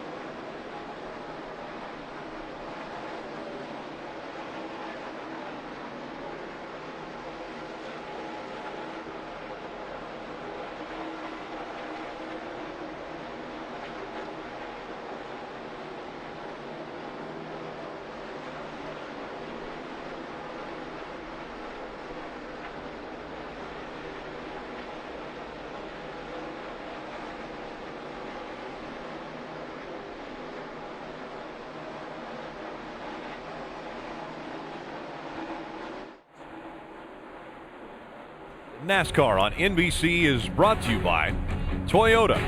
Let's go places. Credit One Bank, the official credit card of NASCAR. And by Outback Steakhouse, Bloomin' Great. Matt Kenseth still out front, but now the gap just about 4 seconds. So the second and a half has been made up by Kevin Harvick. Kevin Harvick still running in the second spot. Jimmy Johnson's moved up to third. Carl Edwards fourth. Martin Truex Jr. is fifth. But the big story right now could be the 78 of Martin Truex Jr., Marty. And Rick, they are again 10 gallons short. They're going to have to come in a moment and have to pit this 78 car because they're so short on fuel. They have considered changing the head on the dump can and thought about doing that as well, but they're concerned it's on the car side. That's the issue with the dry plate, the dry brake, if you will, to keep fuel from spilling back out. So that's what they're considering right now. The problem is off to pit so soon, they may not have time to change the head on the dump can. Now, important to note, when they do come down pit road, these will be two different dump cans that were used on the last stop. So they're going to wave off this change right now and use these other two different dump cans. But clearly an issue for the 78, something they're going to have to track and keep up with all day long, and they certainly hope doesn't bite them again when they come down pit road momentarily. I mean, the concern I would have is we just saw the issue on the first green flag pit stop already involved two fuel cans. Yeah, so if it's two fuel cans, does that mean it's a problem inside the car potentially? Or, as you were talking about earlier, if you plugged it in and did damage to something with the first dump can? Or the way this system works, you know, there's no longer a catch can man like there was years ago, so the system actually dumps fuel and vents air at the same time. And if you don't get sealed up completely, the fuel can actually go into the vent side. Basically, it's a complicated way of saying once you have that issue kind of lasts the whole pit stop. Car goes out on the racetrack, it clears up. So we'll be watching very closely as the 48 catches and turns under the 4 of Kevin Harvick. We'll be watching very closely to the 78's next pit stop to see if they have any more issues.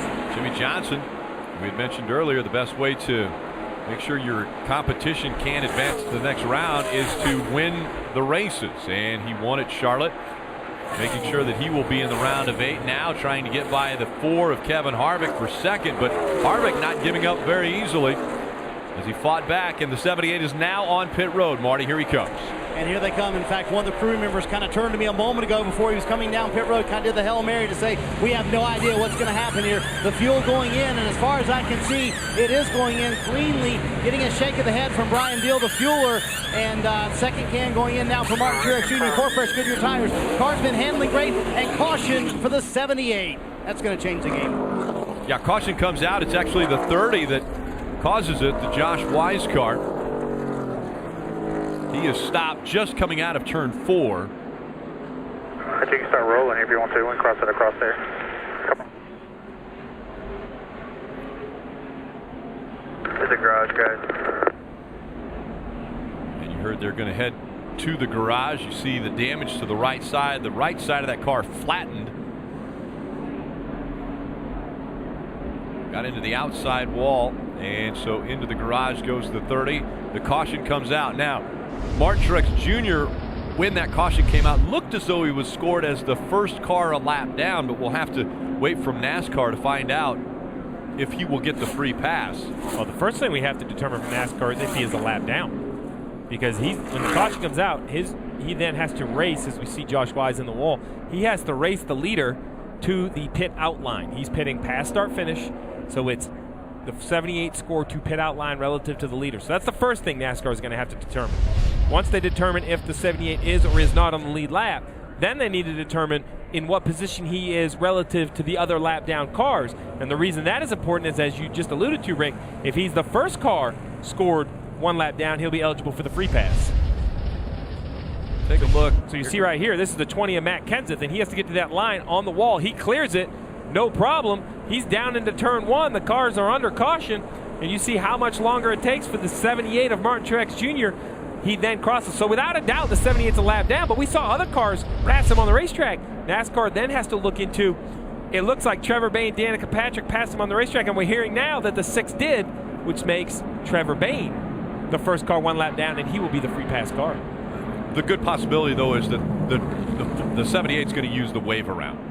Because since he was just on pit road, if the lead lap cars come on. Assuming the leader's in front of a pit, which I would assume they are, because he's only about the 10th car in line. So if the top 5 or 6 cars scored pit, he can take the wave around And the other thing we need to double check is make sure they got it full of fuel. It looks like they did, but we'll follow up with Marty later and make sure the 78 got it fixed. You can follow NASCAR on Snapchat for an all-access look at the sport as we continue to watch the Hollywood Casino 400. Cleanup taking place in turns 3 and 4 now for Josh Wise. We saw him get into the wall and run along the wall for quite some time, and now we're seeing pit road is open. Matt Kenseth is going to lead the lead lap cars onto pit road. We go to Mike. And Chase Elliott, one of the first to take to his pit stall, running the 24 car, your upper left-hand corner, had slight right front damage on that run. We'll see if they take some opportunity to clean that up here, but it doesn't look that way. Just a 4-tire change in fuel, also air pressure, Marty. Carl Edwards comes in running fourth. He said the middle part of the run was much better, but it got a little too free at the end. I needed to hold on longer. A wedge adjustment for that 19 car. Same story for Kevin Harvick. Said he needed to hold on longer. Too free late in the run. In fact, it was sideways. Good quick stop for that 4-bunch, Dave. On the lower right, leader Kenseth said his car was just a little bit looser this run. He'll get 4 Goodyear tires, Sunoco fuel, long gone before the rest of the field crosses the line. Yeah, and a great race off of pit road brought to you by Geico. Kenseth holds on to that top spot. Harvick gains a position on pit road.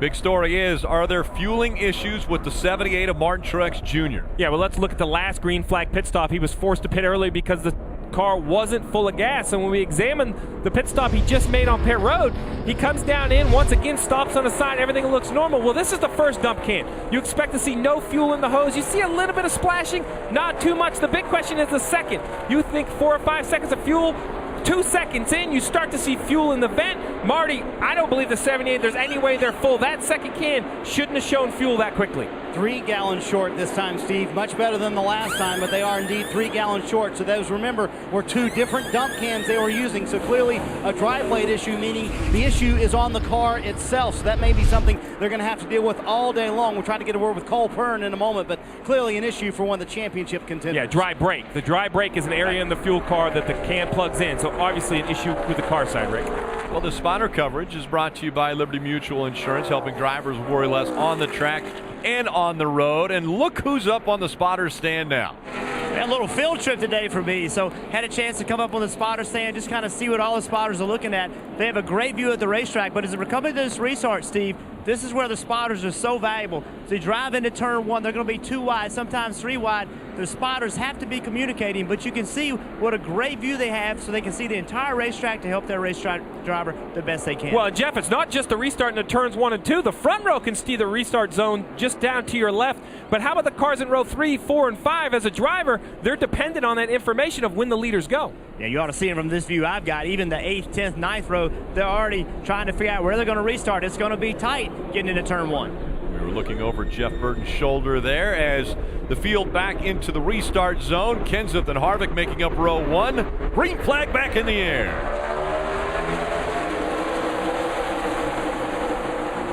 120 laps into the race, Rick, the intensity's starting to pick up. The drivers are definitely a little closer, bumper to bumper, and you see 2 and 3 wide back in the pack. 14 cars took the wave around under that most recent caution. 7 of those back onto the lead lap, including the 78 of Martin Truex Jr. But once again, didn't get the car completely filled with fuel. This is already the 23rd race in 2016 that the 78 has had a problem. When you're running for a championship, you cannot have week after week issues if you want to try to A, win races, and B, win a championship. Jeff, I don't know if you're still up on the spotter stand, but we're showing the leaders here. It seems pretty calm. They're single file really fast around the bottom. We see right behind them Jimmy Johnson up top working the top of the racetrack. But when we go back in the mid-pack, we see 2, 3 wide and cars on the apron. Nothing calm up here, Steve. Everything, you can see these spotters, they're all on edge. They're moving around a lot. They're trying to talk to the guy next to them. And as you said, it looks a little calm on television, but standing here in person, it's loud, it's crazy. They're side by side. Right now, they're 3 wide off turn 2. In 2 rows, they're 3 wide. And, you know, he's a driver, Rick. So he doesn't want to be on the spotter stand. He's used to seeing things out his windshield like Joey Logano right here, really working the top of the racetrack. We saw that early in the race. He's found more comfort there now that we're 123 laps in, still finding some speed in his race car, be able to get back to his gas. You see him as he goes down in the corner. Now that he's completed the pass, goes back to the bottom and protects the position. Now Jimmy Johnson's going to try to make the move. Carl Edwards running in the middle of the track. Looked as though he lost a little of that momentum, and the 22 was able to get by. The 48 has closed the gap. Again, the race off pit road really tightened all of these drivers up. And it's offense versus defense, Rick. You know, Jimmy Johnson is working the top of the track because he's on offense, trying to pass the 19. The 22, I think, is working the bottom of the racetrack because he's playing defense on the 19. It wasn't working for a lap. He's going to go back to the top to see if his car is better lap time-wise. It's not just about lap time, Rick. You also have to pass the cars in front of you. You see the 22 there. Seems like his car likes the top a little bit better. Yeah, Stephen, a lot of that information is coming from up here on the spotter stand. A spotter sees a run coming from behind, sees a guy that's fast on the top. He has to communicate that with the driver. The driver can't look at the mirror in the corner. He can look at it on the straights, but the spotter can say, hey, run coming by the 48 on the outside. That's a cue that you got to move up and block that assault coming from behind. So right here, Jeff, what you're saying is the 19. See, he's down a lane. He knows Jimmy Johnson's running the top. We'll see if they do it again in 3 and 4. So what the spotters tang are right here even better. Kevin Harvick is up top. Matt Kenseth down bottom. Matt Kenseth's spotter has to let him know if that 4 is out there. He's obviously out there. The 20 leaves him a lane. The 4 is going to carry that momentum and pass the 20 for the race lead. That is the lead. Kevin Harvick takes it away from Matt Kenseth. Lap 126 completes. And now it's the 4. Kevin Harvick out front, and Chase Elliott with momentum now runs 3rd, but closing the gap between he and the 20. Mike. You know, Rick, talking with his team this morning, Chase's I'm talking about, you got the sense that they felt like there was a huge opportunity today. And here, potentially to see his son's first career win, if it does happen, is Chase's Hall of Fame father, Bill Elliott, Sprint Cup Series champion from 1988. He's just aside the pit box of the 24, just on the inside of turn number 4, getting a nice view of how Chase comes off the corner. I spoke with Bill before the start of this race, asked him what he's seen out of Chase recently. He said, I've seen him mature quite a bit, and he said, I feel, quote, he's ready to win. Could happen today. Tight racing here. Ryan Newman in the 31 and Alex Bowman in the 88. 14 of Tony Stewart, all fighting for spots. 88 of Alex Bowman's trying. He's currently in the free pass position. The first car scored 1 lap down after hitting the wall in that green flag pit cycle, trying to fight back and get that lap back. We were talking about Chase Elliott a minute ago, and I thought it was funny and really a testament to him. As you look out the front of the 24 car, those 2 cars in front of them, they have 72 total wins between them. Matt Kenseth, Kevin Harvick, championships between each of them. Here he is, Chase Elliott, no wins. Could today be the day? Could the rookie finally get the victory lane on probably the biggest stage of his career and punch his ticket into the round of 8? And maybe the most pressure ever for Chase Elliott is he in a tough position. From the earliest of ages, Chase Elliott's been in victory lane, but mostly with his dad. Can he get to victory lane on his own? Chase Elliott currently running 3rd.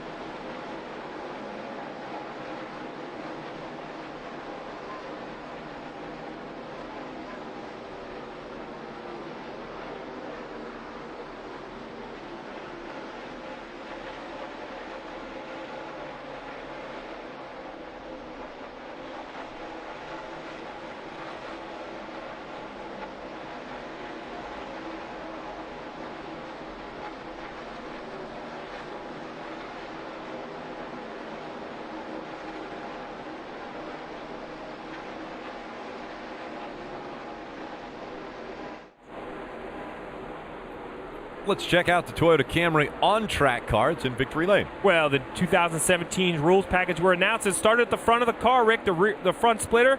The size of it's going to be reduced next year, making a little less front downforce, and also the tires. Going to be a little bit of a tire limit on the Sprint Cup side, making the crew chiefs think about their strategy a little bit more. Yeah, and then going back to the spoiler, they're going to cut a little bit off the spoiler in an effort to take a little bit of downforce with the splitter, a little bit off. They're not taking as much downforce away as the low downforce package was tried this year. Something in between of what we're currently running today and those experimental races. So a little bit less downforce, trying to make the car slide around a little bit more, put it back into the driver's hands. And you know, Rick, I applaud NASCAR.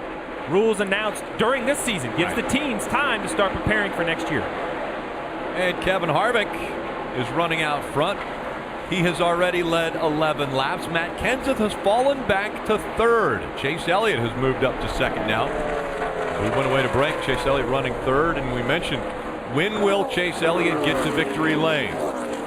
It's definitely a matter of when, not if. The young, talented driver, just 20 years old. Chase Elliott taking over for the retired Jeff Gordon. A lot of pressure continues to be put on the shoulders of the Dawsonville, Georgia native. Not only taking over for a guaranteed Hall of Famer in Jeff Gordon, but also following in the footsteps of a father that was a Hall of Famer and driving for one of the biggest organizations in the sport with Hendrick Motorsports. So a lot of expectations on young Chase Elliott. Kelly. One driver who doesn't have a lot of pressure, the reigning champion of Kyle Busch, but they haven't been able to get the handling quite right on the 18. He says about the first 6 laps, he is just tight center off. 6 to 12 is the best that his car handles, and then it just gets too loose. And here are the suggestions Kyle was throwing out to his crew chief, Adam Stevens. Just a suggestion here, I don't know if it's going to work or not, but just wedge in across the back, help us or allow us to pull a little left front packer, and will that tighten up entry? Do we pull left rear spring with it? Just ideas, I don't know. Yeah, if you can handle the splitter taking off, that's an option. If you put wedge in it and then pull left rear spring, it would probably not allow us to pull the packer. So Kyle Busch playing the role of crew chief there a little bit. We'll see if they make those adjustments next time they come down pit road. Marty? Kelly continuing to track the issues for fellow Toyota driver Martin Truex Jr. This time they are 12 laps short. Just talk to the team. They're going to have to pit around lap 155, 157, depending on how brave Cole Pern, his crew chief, feels. But he does feel like they're sort of in a window now where they can manage this for the rest of the race. As long as they can get that much fuel in the car and the dry brake doesn't give them any more bigger issues later on, and that's on the car side of things, they think they'll be okay as long as they also don't get caught out by a caution. But they are concerned that for the rest of this day, they're not going to be able to get that 78 car completely full. They passed the halfway point, and Kurt Busch still the furthest back as far as chase drivers. Martin Truex Jr. currently in 13th. Now the 3 of Austin Dillon, he's running 8th. He is running 8th. He has a big deficit because of what happened in Charlotte, but a solid run for this team in 8th position. They've ground their way to where they're consistently running in the back half of the top 10 now. That's a step forward for this team. They did a good job of getting themselves into the chase. This is the kind of runs that they need. It may not be enough to move them into the next round, but remember, without a car that's capable of winning at this point, you've got to get the best finish that you can. He finished 6th here in May, so this is a strong racetrack for them. If they can continue to make improvements to the car, maybe he can get himself in position to do something late in the race, but a solid run so far for this team. Jeff, if you think about last week when I was talking to Slugger Labby, as we see the battle up front again, the 3 car is lucky to come away with what they had, only 3 points below the cut line coming into today. He said we're a couple of generations car-wise further than we were when we had that 6th place finish here in May, and we are confident about our speed here. Now it's just finishing the race, as you see Johnson trying to get by Logano. So a great example of how competitive this series is. He was 3 points below the cut line coming into this race. He's sitting there running 8th, having a good race.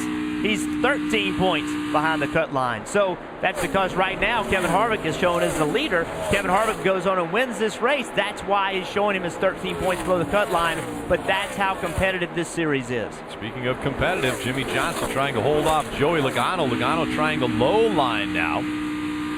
As Jimmy Johnson had been surging forward, has somewhat plateaued now at 4th, and Joey Logano closed the gap, but then a large gap being put between the 48 and 22 as they're closing in on some of the slower traffic. Listening in just a moment ago, the 4 of Kevin Harvick actually referencing his closest competitor, the 24 of Chase Elliott. Makes a little better doing that up top at 3 and 4. Yeah, I've been just looking at Chase and him the last couple laps trying to figure out we're pretty decent here. Chase has about hit the fence the last lap off 4. He's pushing it pretty hard. So they're keeping their eye on their competition. Marty. And Rick, remember they came in here 8 points down, but as Kevin Harvick told us in Counting Down to Green, he said this format to us is always a back-to-the-wall situation. We don't points race, we go for wins, and clearly they're showing that with the speed they have in that 4 car. And remember what Rodney Childers, we were talking about that earlier. They felt like here in the spring they lost the race because they couldn't run that high line. They were way too free to run that high line. So yesterday in practice, they spent all that time running against the wall. Look where Harvick is right now, running against the wall, and that seems to be where he's fastest, keeping that 24 behind him for the moment. Kevin Harvick has about an 0.8 of a second lead over 24 of Chase Elliott. Then it's Carl Edwards, Jimmy Johnson, Joey Logano. The top 5, Matt Kenseth. Denny Hamlin has made it up to 7th. Austin Dillon, Kyle Busch, and Casey Kane, the top 10.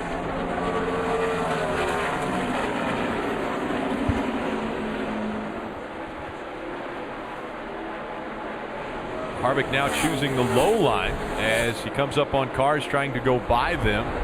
Going to go by Brian Scott on the inside. Brian Scott in the 44. The 2.5-year run this Ford Kevin Harvick has been on in this chase format is really unbelievable, Rick. Year 1, making it all the way to Miami, not being eliminated, winning the championship in must-win situations, winning out the last 2 races to end up in that championship, coming back last year and getting all the way to Miami. While he didn't win the championship, he advanced all the way through, and then again having an issue at Charlotte, coming here, leading the race with 119 to go. Denny Hamlin trying to get by the 20 of Matt Kenseth as those two fighting for the 6th spot, and an amazing run for the 11. It took him 87 laps for him to get back into the top 10 following the splitter issue that he had. So battling back from adversity, Denny Hamlin. They had a delaminated splitter. They got that fixed and everything working for the 11 as he moves toward the front trying to chase after Harvick.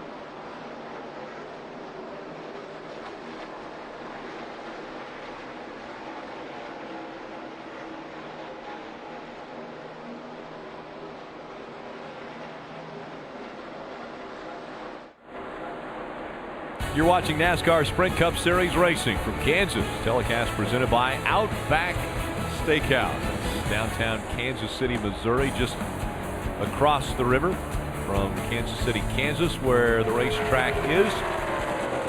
And the gap closed between the 4 and the 24. And now Kevin Harvick having to figure out which line to run as he's trying to get by Clint Boyer, who is from Emporia, Kansas. And we saw Chase Elliott make a big run on the 4 car. He was running the top of the racetrack. Kevin Harvick was running the bottom. Chase had a big run off the corner. Actually got beside Kevin Harvick. Then Kevin Harvick ran to the top, cleared him, and then has migrated to the top and taken the line away from Chase Elliott. Chase Elliott staying in his tire tracks now.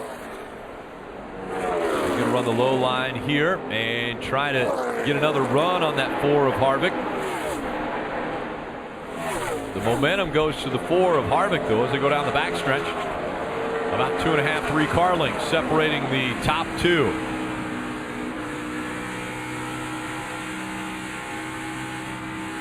Kevin Harvick right up against the wall. That's where the 24 has been running predominantly. And so is that a matter of Kevin Harvick taking away the preferred line of Chase Elliott? And we just talked about it, how important spotters are. The driver can't always be paying attention to his competition, but the spotter can. So the spotter sees what Chase Elliott is doing.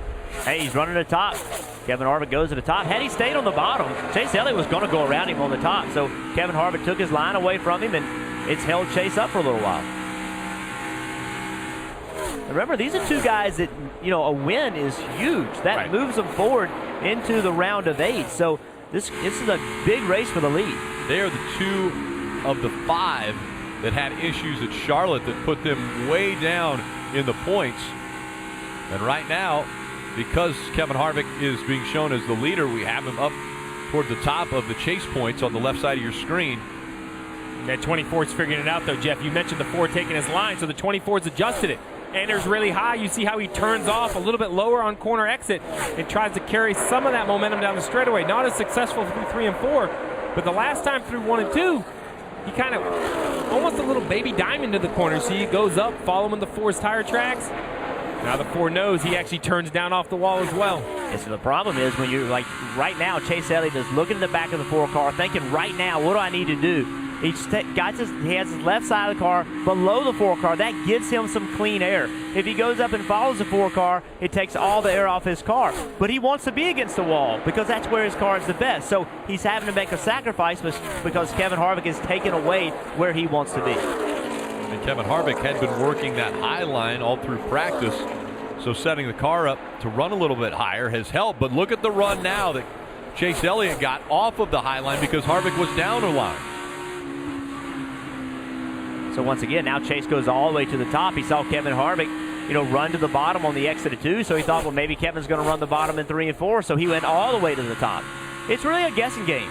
It's trying to figure out where the car in front of you is going to go. If you know he's going to go to the top, then you do something a little different. If you know he's going to go to the bottom, then you go to the top. So the 4's not going to run the same line every single lap. He's going to keep Chase Elliott guessing.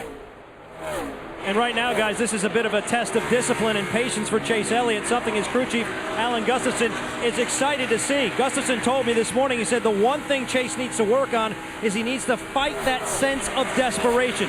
Do not reach, he said. Doesn't want him to overextend himself and do things that may put themselves in a bad position. Just be patient like he is right now, waiting for the right opportunity. But isn't that easier said than done? I mean, Chase Elliott hasn't won a Cup race. Winning your first Cup race is huge. Winning your first Cup race and advancing you into the championship, having a chance to win a championship, that makes it even bigger. So it's one thing to say, hey, stay calm. It's another thing to see that leader and see the lead right in front of you, knowing what it means and staying calm in that situation.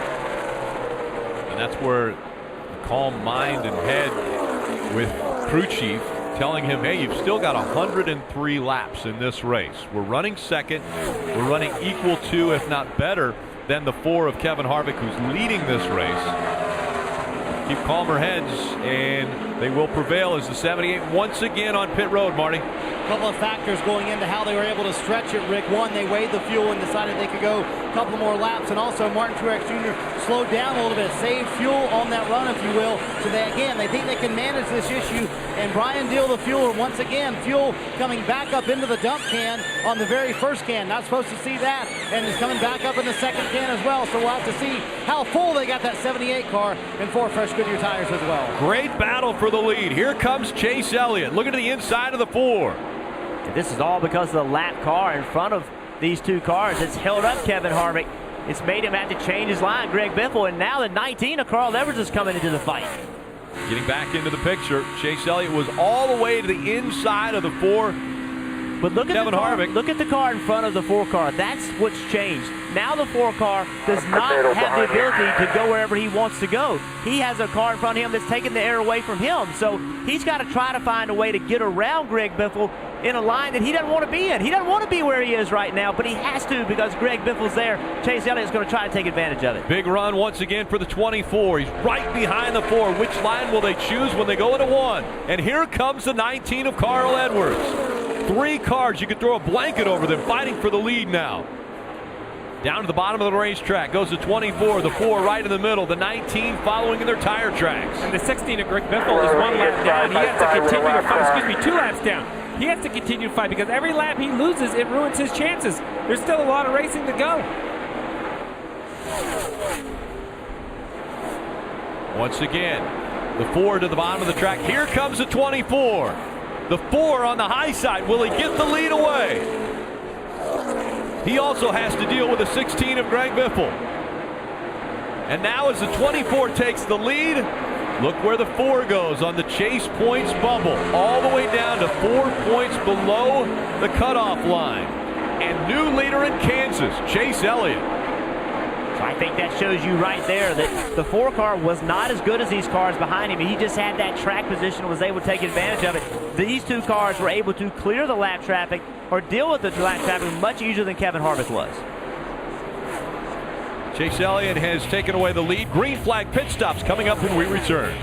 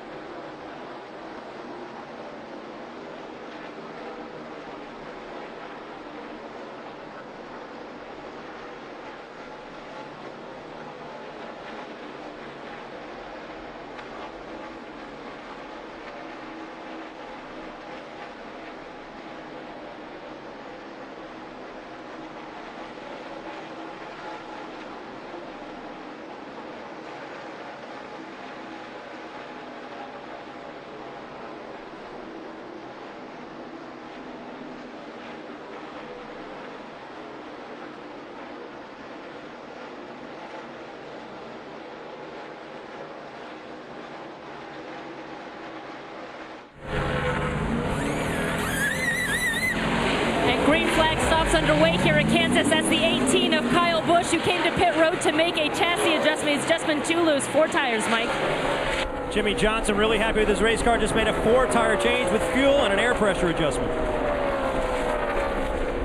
On this run, Matt Kenseth from the lead to 10th place. He's got a car that will not handle, and so after they change the 4 tires here, they're going to spend a little bit of time working on the body on the right side, just a little bit, Mike. Chase Elliott gives up the lead to hit pit road. The team executing flawlessly. A very clean pit stop there for 4 tires. Kevin Harvick said his car was tight, but not bad. But then after Chase Elliott took the lead, he said the front turn completely went away in the 4 car. 4 fresh Goodyear tires, air pressure, trying to free that car up. And they are long stop here on that 4 car, having a lot of problems with that left front, Mike. Tip of the cap to the 11 team. Another very good pit stop. They've done great work on pit road. They cleaned up that splitter earlier, never lost a lap, and they've rallied up into the top 10. Marty? Dave Rogers told Carl Edwards, if the 24 stays out, you pit. If he comes to pit road, you stay out. That's exactly what they did. They stayed out for 1 more lap. He said the car was really good, stayed on longer, and was very good on that long run, Dave. Joey Logano ran 5th this run. He said he was losing rear grip, getting a little bit tighter as the run went, but he liked the entry of the corner. That was secure. 4 Goodyear tires, Sunoco fuel. Kelly? Brad Keselowski's been running just outside the top 10 most of the day, but he's not been too happy with the car. You see the chassis adjustment there. He said he's just getting a little bit too loose on exit. It's also 4 Goodyear tires, Sunoco fuel there for the 2.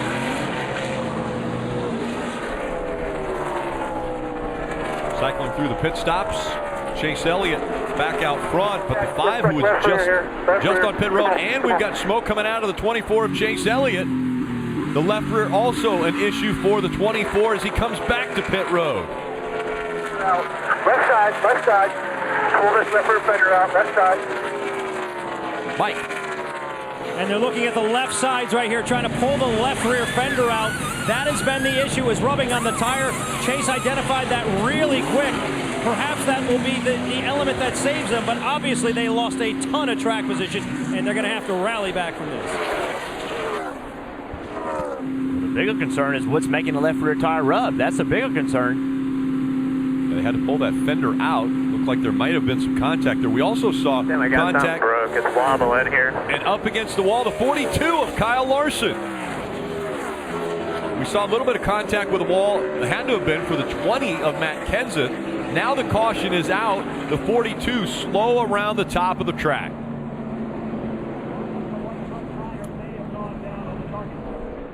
So that escalated quickly, Rick. Yeah, after all the green flag pit stops had cycled through, the 5 of Casey Kane had to come back down. The 24 of Chase Elliott had to come back to pit road, and now the 42 up against the wall. I heard him saying something about having some sort of an issue. I believe it was the radio we were listening to, but hard to tell what happened right there. Maybe the 24 radio we were listening to. So the caution has come out for just the 5th time. We'll take a quick break, be right back.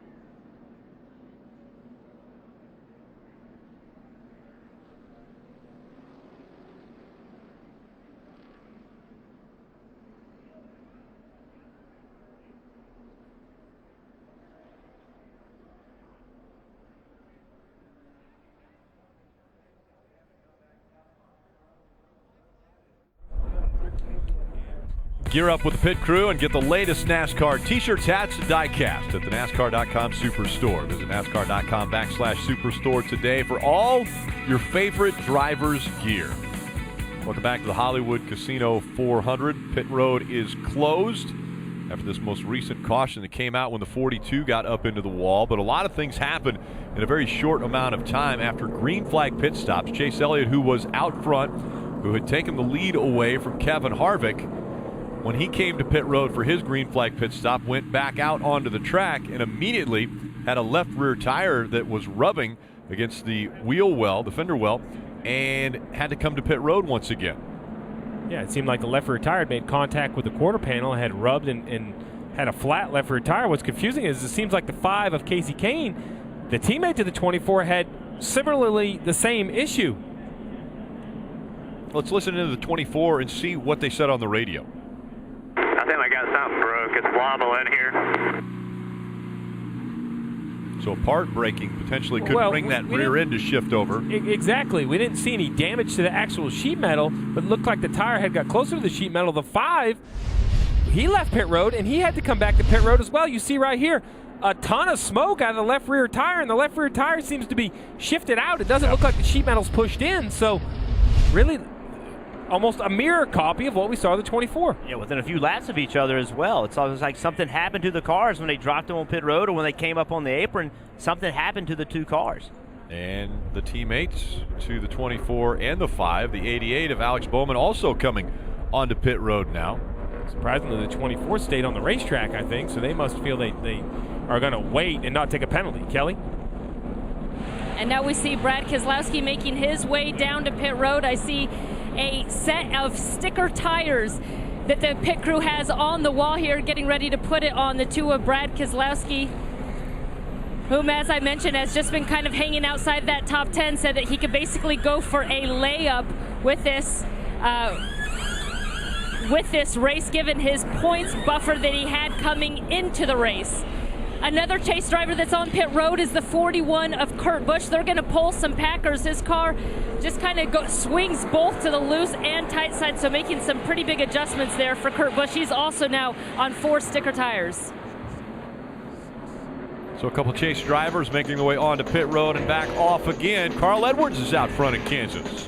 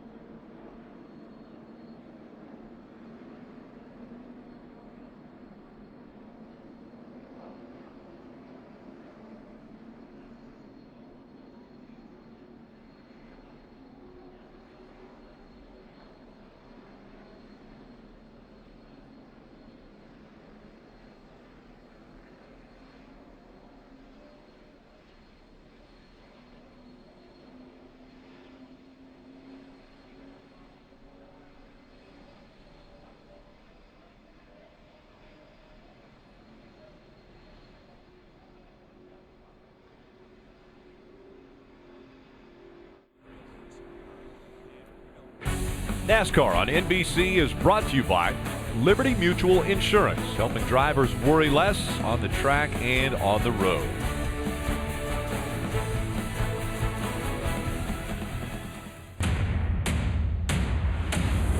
Win and you advance.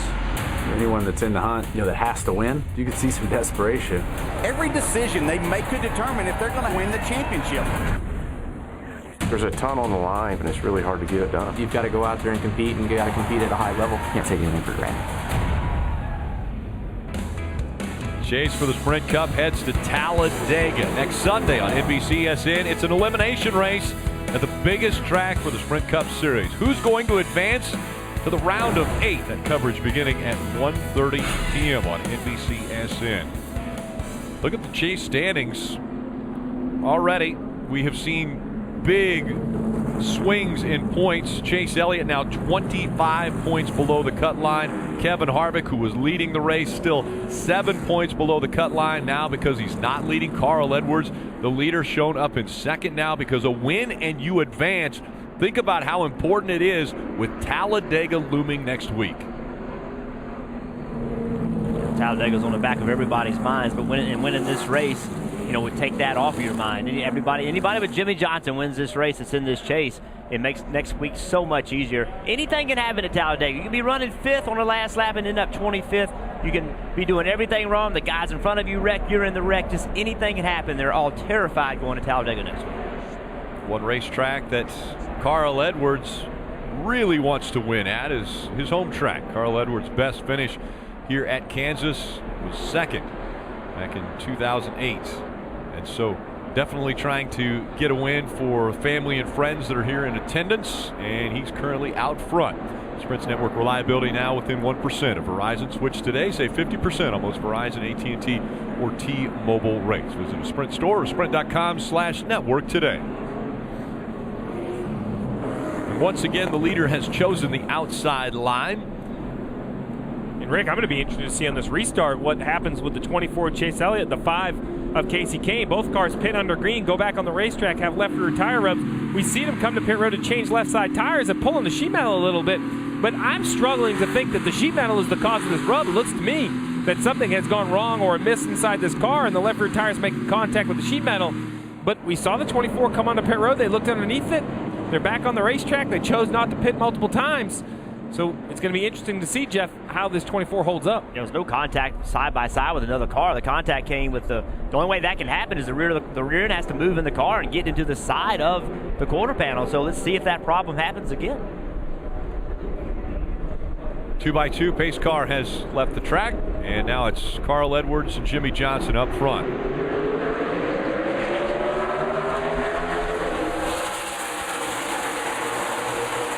Logano, aggressive move. Trying to take second away. 3 wide per second as they go through 1 and 2. We didn't talk about it a whole lot because of the issues of the 24, but Kevin Harvick had a very slow pit stop under green flag conditions. Really got a little lucky. The 24 had issues and the caution came out, bunched the field back up. Keselowski back at the back of the pack there. Not the back of the pack, but the middle of the pack, making it 3 wide, making an advancement. Now it's Bowman. You see him on the bottom of the racetrack. That whole sequence put him back in the lead lap. He had not pitted yet, so that has the 88 car back in the lead lap.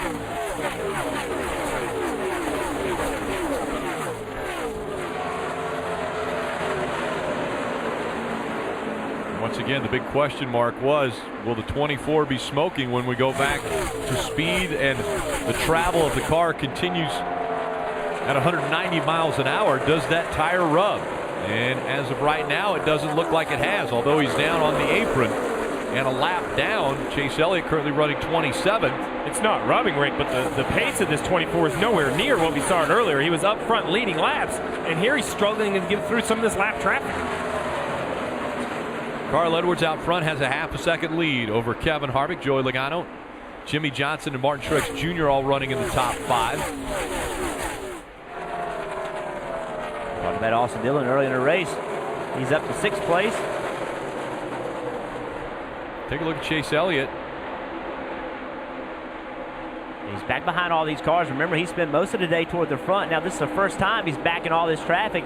Behind the 83 car goes to pull out, and we saw it earlier with another car. When you go right there, you have this huge amount of downforce that dumps on the front of the car. It makes the car loose. So as he tried to go around the outside, he got loose, had to chase up the racetrack, got into the wall. Listening to their radio. Any idea how that fender got rough? I mean, I didn't hit anybody. I mean, I can only think maybe dropping the jack or coming up on the racetrack or something. I'm getting information as goes here. I feel like I understand what's going on. Nothing you did, but we'll talk about it later. So he's trying. Like Allen has an idea of what's going on, but nothing he wants to discuss with Chase today during the race. Something we're going to have to talk about later, which basically tells me that there's nothing Chase Elliott can do to prevent it or to change what he's doing. So as a race car driver, Chase only needs the information that's going to help him today try to recover from this with 79 to go, currently 19 points below the cut line. And look at how close it is. The 22, the 4, the 3, and the 11, all separated by 1 point. That's how close it is. Every position is a point. And 34 points back is the 24 of Chase Elliott. After going from the highs of highs, and the 2 goes around Brad Keselowski. A lot of damage to the front end of that car.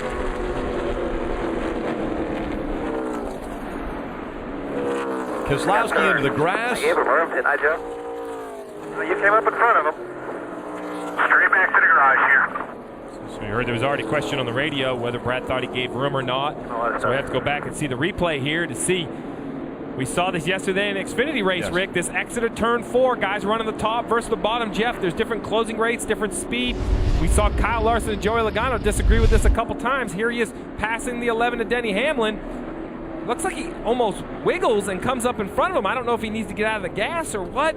And the 11 just basically makes contact. But I can't believe Denny just ran into him on purpose. We're going to have to see that look a few more times. Well, you heard the spotter. He said, did I give him room? And he said, well, you came up in front of him. Right there, he got loose, slowed his momentum down. The 11 was coming, and that's why the problem. Keselowski thought he was clear, but when he was moving up the racetrack, he wasn't anticipating getting loose like that. He got crazy loose, had to lift off the throttle, I would imagine. Denny Hamlin got in the back of him. Yeah, so he came up in front of the 11, but the 11 just didn't have time to slow down, Rick, and ended up sending the 2 of Brad Keselowski into the grass.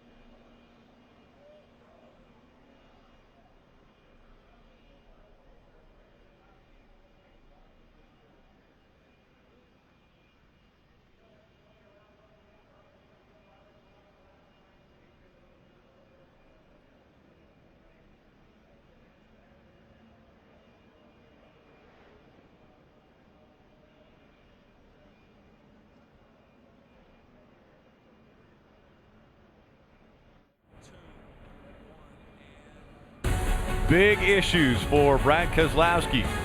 Running for a championship, one of the chasers coming in that thought he had a cushion over the 5 that had issues in Charlotte, but not so much now as he has the damage to the front end of that car. And this is what he had to say about the incident.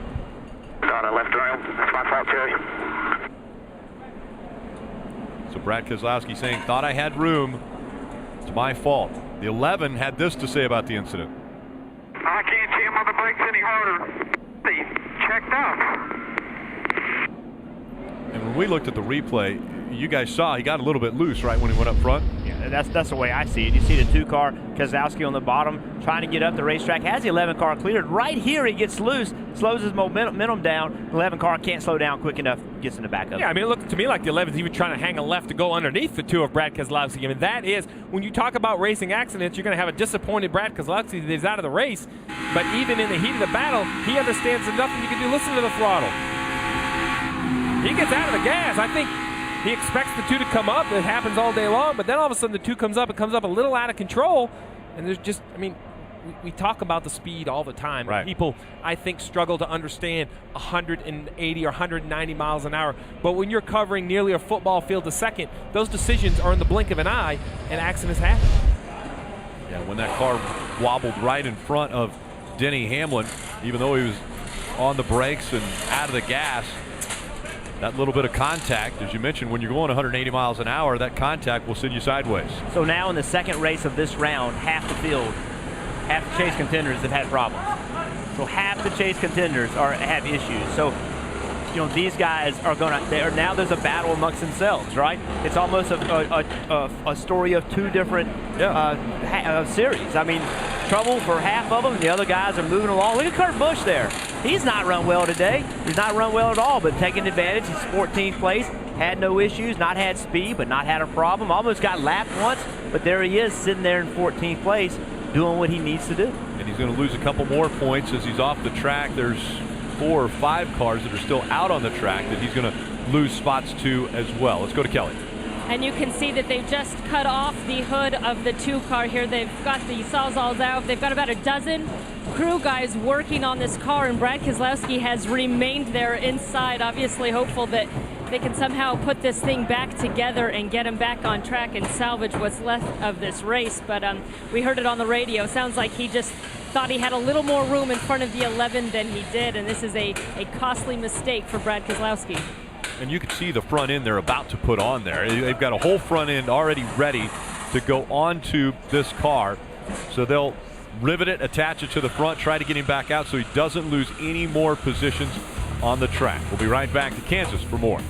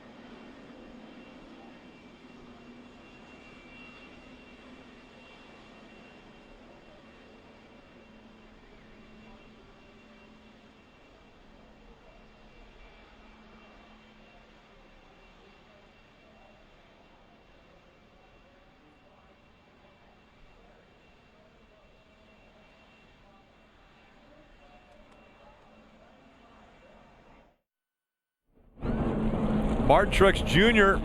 of the lead lap cars led a long line of cars down to pit road, Marty. Wow, Rick, everybody 5th on back comes down pit road. Truex been dealing with that fueling issue all day long. They were going to have pit under green at lap 212 anyway, trying to get as much fuel as they can in that race car, Dave. Austin Dillon was in. He was going to be told if they'd take 4 or 2. It's going to be 4. They go to the left side now. The 20 of Matt Henson will take 4 tires as well. His car has been tight back in the pack. They both leave pit road. Kenseth had fallen back, and so he doesn't win the race off pit road. But a few cars stayed out, including Carl Edwards, Kevin Harvick, Joey Logano. Those were cars that stayed on the racetrack. Martin Truex Jr. led quite a long line of cars onto pit road. So now the pit sequence is off between the guys running in the top 5 at Kansas City.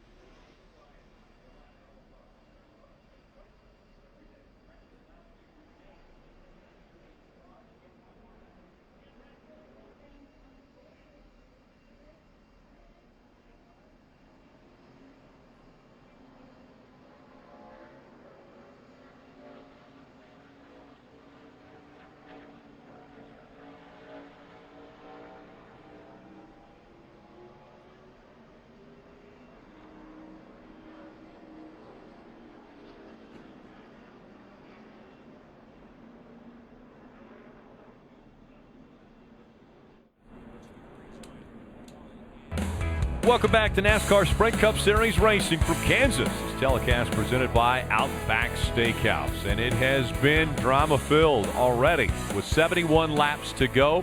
Brad Keselowski got into the front of Denny Hamlin. Hamlin pushed him a little bit, and into the grass he went. They are working diligently on the front end of the two, trying to get that car back out onto the track. So many things happening this weekend at Kansas. You will have plenty to talk about on NASCAR America on NBCSN.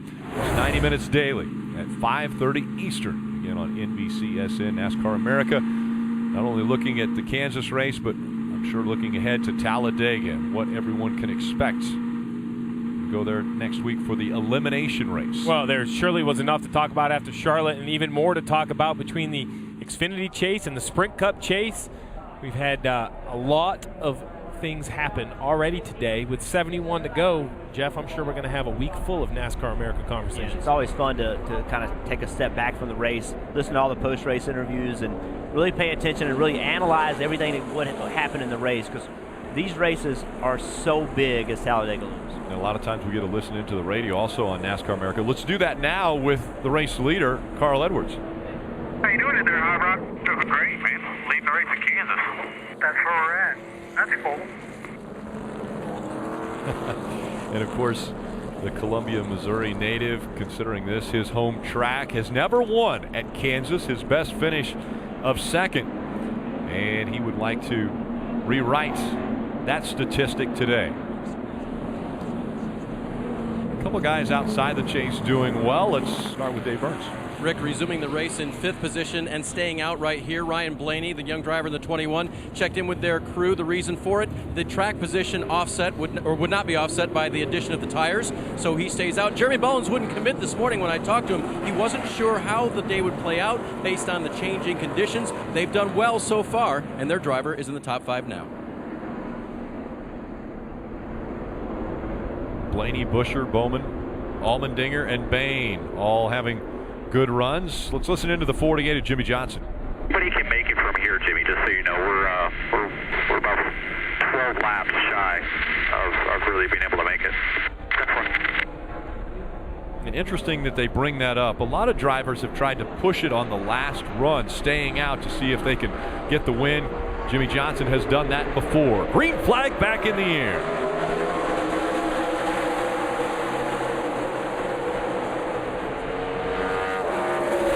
Harvick did a really good job on that restart. Actually led Carl Edwards into turn 1. It's going to be hard to get in front of him. Carl Edwards using that outside line. You see the 47 to AJ Allmendinger and the 88 of Alex Bowman were both on pit road. They have fresher tires. They're trying to use those tires as the 47 has a great head of speed coming off the top here. Let's see if he can take advantage of it. He goes high once again, trying to get by the 22 of Joey Logano. The 47, A.J. Allmendinger, charging toward the front, trying to take 4th away. Logano battling back on the bottom of the racetrack, side by side down the backstretch. And Allmendinger has the advantage, so Allmendinger now up to 4th. Big strategy call by his crew chief Randall Burnett to call him in and put tires on. Remember, this car had a speeding penalty earlier in the day, has recovered all the way back into the top 5. Tad and Jody Geshecker, owners of JTDG Doherty Racing.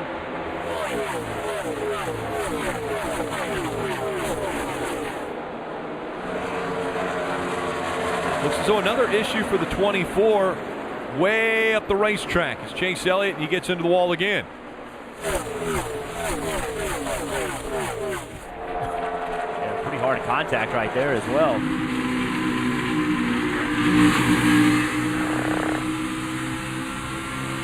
It's so hard when you get back behind these cars, especially when you've been up front most of the day. The car drives so different. It's easy to overdrive trying to make up ground.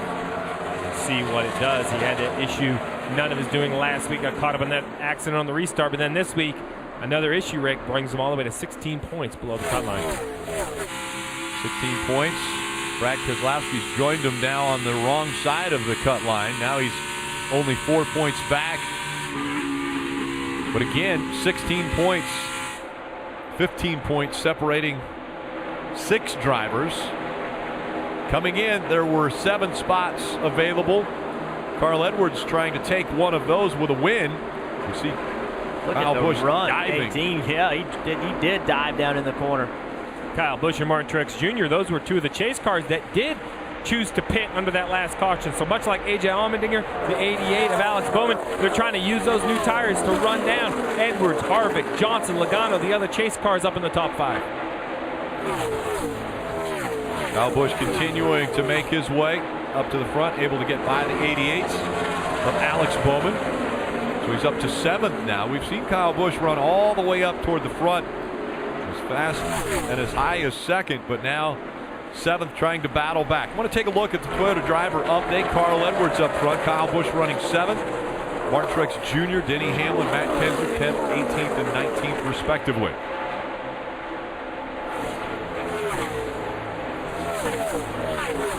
Carl Edwards looking for his first ever Kansas Speedway win. He's got 63 laps to go as we go NASCAR nonstop.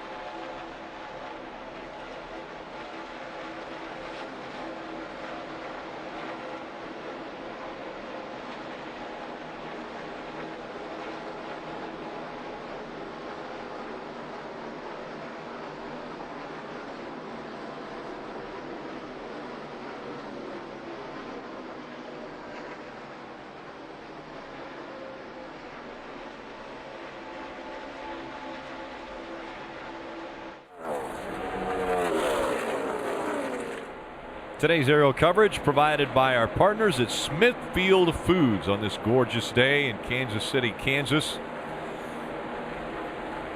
Following race coverage on NBC, tune into the NASCAR America Post-Race Show on NBCSN, presented by Advanced Auto Parts. And after the post-race show, be sure to catch Victory Lap at 6:30 p.m. Eastern, also on NBCSN. Out front, it's Carl Edwards. The gap between he and Kevin Harvick, just 0.6 of a second. Jimmy Johnson also on the move, running 3rd. Joey Logano 4th, and A.J. Allmendinger trying to hold on to 5th now. Dave Burns. The good news for Matt Kenseth is that he still has a cushion as they run, leaving today if he finishes where he is. The bad news is There is no such thing as a comfortable place going to Talladega. The other bad news is that ever since lap 137 of this race, when he tapped the wall, the 20 car has just not been the same. Lost a couple of spots on the restart and now is digging to get them back. Mike?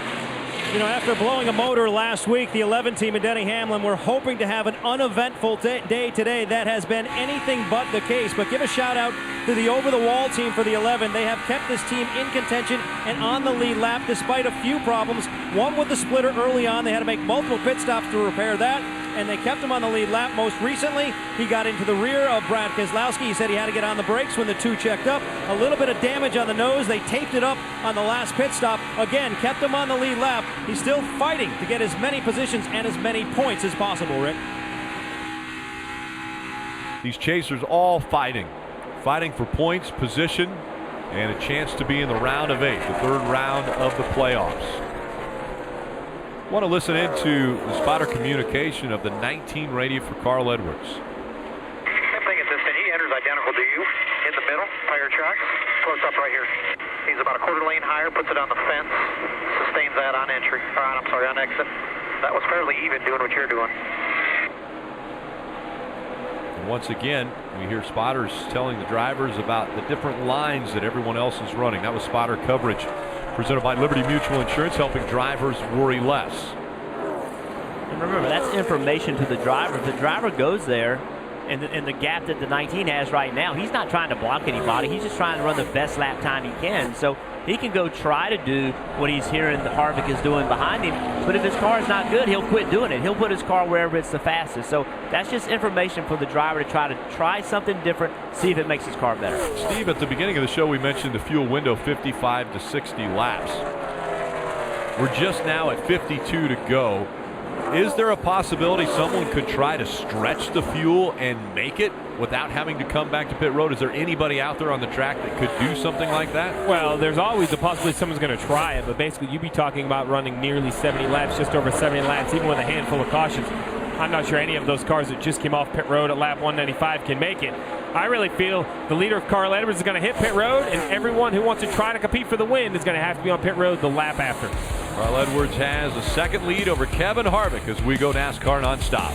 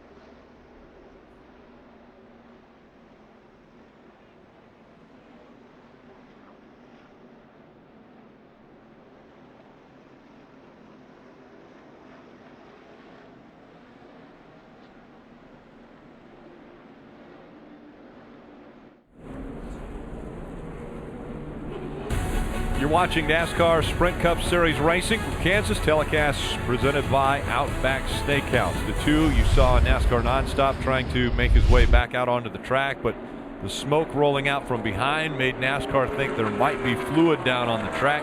So the caution has come out for the 7th time today.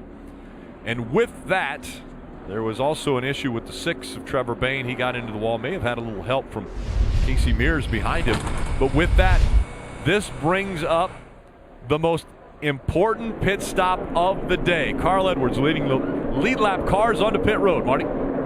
Columbian to Missouri native Carl Edwards leading at his home racetrack. He says a win here would be as big as a win of the Daytona 500. He had 0 complaints about the car on that run. No changes for that 19 car. For Kevin Harvick, he said the car just needs a little too tight, especially in the long run, half a round out in the left rear of wedge. Kelly? Kyle Busch won this race here in May. They hadn't gotten the handling quite right on it, and you see a chassis adjustment there. Although Kyle Busch has been happier with the car here late in this race. 4 tires fuel for the 18, Dave.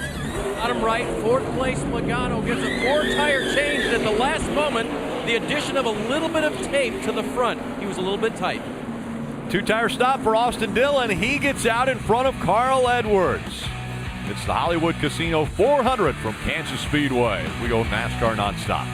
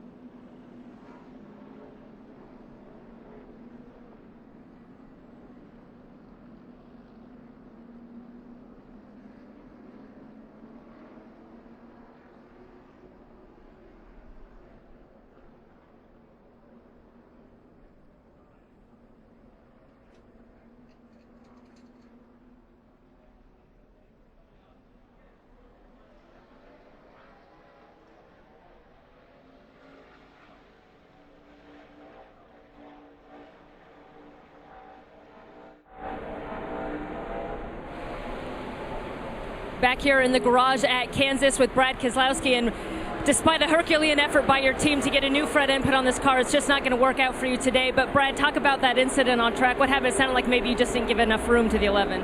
Yeah, that's one way of looking at it. I mean, it's an automotive war zone out here. I think, first of all, my guys busted their butt on this Miller Lite Ford to get it back out. And there's parts, there's pieces. They were working underneath it with oil. There was a fire at one point, and they just worked their guts out. And if my team keeps putting up this kind of effort, I don't worry about today. We're going to go win another race, or we'll win Talladega, we'll win other races, and we'll be fine. So I think that's the first thing. I want to thank my team for that kind of effort. But as far as what happened on the track, I don't know. Obviously, I spun out, got in the grass, and it tore the nose off.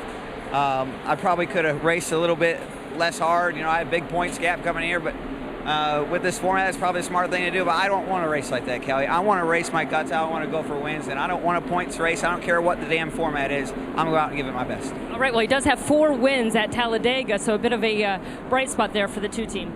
Very interesting situation. The 3 of Austin Dillon, they did this a week ago at Charlotte. Put himself into position with 2 tires to potentially win the race, but didn't have as good a restart. Had a little help from Martin Truex Jr., got him spun around, and then put him in a big hole because they had the wreck. I like the call, though. Go take a chance, put yourself out front, try to get the best finish, possibly a win. I like that strategy. Surprised he's the only driver to take 2, to be honest. And so Austin Dillon has chosen the outside line. Green flag back in the air.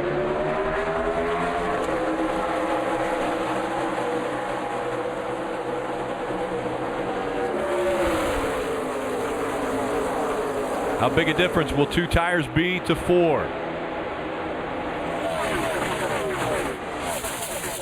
The lead goes back to Carl Edwards. Here comes the 4 of Kevin Harvick. He takes second away. Now Austin Dillon back to third. Here comes the 48 on the high side. And with you said it. I'm pretty convinced the 3 car. They thought other people would come in and do 2 tires too. They thought they'd have some people behind them doing 2 tires. So we'll see by doing 2 tires and no one else doing how much it hurt them. But they got to do something, try to make something happen. I like the call. But with 41 to go, I don't think we can explain the emphasis for the 4 to win. How important it is with the big issue last week, the engine failure at Charlotte. He doesn't have the points to lean on. The 19 car does, the 4 doesn't. So he's going to be more aggressive. And you see that right now as he has closed the gap between himself and the 19. Here goes the 4 all the way to the apron. The 19 goes to the apron, trying to take away that clean air as they go into turn 1. 40 laps to go. The 4 of Kevin Harvick chasing the 19 of Carl Edwards. How many times can Kevin Harvick put himself in a must-win situation and get that win? We've seen it the previous 2 years. Here we are in the 3rd year of this format. He's in that situation again. Not a must-win, but what a win would do. Take all the pressure off going to Talladega.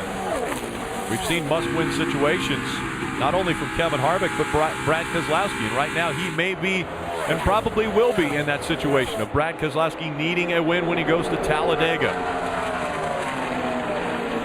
As we're under 43 to go, brought to you by Smithfield Foods. Take a look at these topics we've got to cover. Well, it always comes down to restarts. Have we seen the final one with 39 to go? Will we have more restarts? And look at all the chasers, where they're running on the racetrack, but also where they're running now as with points.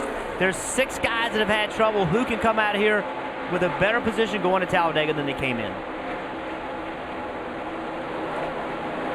And guys, remember the last 2 races, this 4 team has finished 37th and 38th. Kevin Harvick told me this morning, we have an incredible ability on this team to bounce back from races, and we treat every race like we have our back to the corner. That's what this chase format does. Kevin told me, I love motivation, but this chase format gives it to me every single week, and we have a race like we had last week. We fight harder, clearly fighting hard right now, trying to get back past the favorite son right now and lead the race here at Kansas and get a win. And already, Kevin Harvick continuing to fight for the lead here. What he's done this year in the chase, Chicago, 20th. Then he was able to win at Loudon. That advanced him into the round of 12. At Charlotte, a 38th place finish has put him in the corner again, as Marty had mentioned. He's got his back against the wall. He's trying to get a win so he can advance into the round of 8. And I think this is critical time right now for Harvick. In the second half of this race, we've seen the 4 car give up speed and late in the run. So with 36 laps to go, I think if he could ever get in front of the 19, that could be big. Jimmy Johnson's behind him, trying to chase him down. So Kevin Harvick needs his track position, find a way to get in front of the 19, because if it goes as it's been going, the 19 with 10 or 15 to go could start pulling away. And Jeff, already we're seeing the 4 had been running way down the track, right down along the white line. But the speed that we saw out of the 4 earlier in this race was right up against the wall. He kept running that high line, keeping the momentum up, and that's how he was able to work past Chase Elliott. Those 2 fought for position, but it was always that high line it seemed like was working for Harvick. Well, that high line tends to work better as the run goes on. When you have high grip tires early in a run, you tend to want to run the shortest way around the racetrack. So you have to migrate to the top, and I think it's going to take a few laps. But again, my concern for the 4 car is they just haven't been as good on the longer runs. Oh, we're hearing the caution has come out. Once again, the caution has come out, meaning another double file restart. The 7 with an issue, and potentially Chase Elliott could get the free pass here. Chase Elliott was the highest running car 1 lap down in 26th. As Regan Smith looks as though he's got a right front tire down, that splitter sealed to the ground, so they come to pit road to work on it. The caution is out. And for the leaders, I think the decision's very easy to stay on the racetrack, right? Track position is going to trump new tires. But with 34 to go, where does that line come, Jeff? We look at Edwards, Harvick, Johnson, Logano, the top 4. Okay, pretty understanding. They're going to stay on the racetrack, keep their track position. Let's look at the next chunk as we see the 7 getting into the wall right there. And the next chunk of chase cars, Kyle Busch, Austin Dillon on 2 tires, and Martin Truex back in 7th, 8th, 9th. Can they afford to stay on the racetrack? Kenseth, Kurt Busch a little bit farther back, and Hamlin back in 19th. Remember, every point, every position is a point. So while we focus on the race win, because that is the golden ticket, the guarantee into the round of 8, a decision here by a crew chief to come get tires somewhere in mid-pack may be the points someone needs at the end of the day in Talladega. Steve, what makes this decision more difficult is that there's 25 cars in the lead lap. So if you guess wrong, there's a lot of cars behind you coming on tires, or cars behind you that did not put tires on and you lost that track position. So 25 cars in the lead lap makes it very difficult for the crew chiefs. So the leaders are easy, but where is the line? Kenseth, Kurt Busch, Stewart, Newman in the low teens. Who will be the first car to come to pit road? And we're about to find out as they make their way out of turn number 4 and have access to pit road. Hinting that they were going to come was Alex Bowman. Right behind him, though, it's Kyle Busch that decides to come from 7th. And brought everybody with him. So coming to pit road once again, we go to Marty. And sometimes you want to dictate what the rest of the field does. Martin Truex Jr. back there in 9th, a little behind Kyle Busch, but they were coming no matter what, hoping everybody would come with them. Fuel not a concern for the 78. Right rear tire rub is. The last 3 sets have had a bad tire rub, Kelly. Kyle Busch saying this time his car was just way too tight everywhere. You see they're giving him 4 sticker tires and making a chassis adjustment to the left side, Dave. Austin Dillon on pit road as well. Matt Kenseth on pit road. They both came down for tires. Going to be an interesting 32 laps remaining in Kansas. Carl Edwards out front.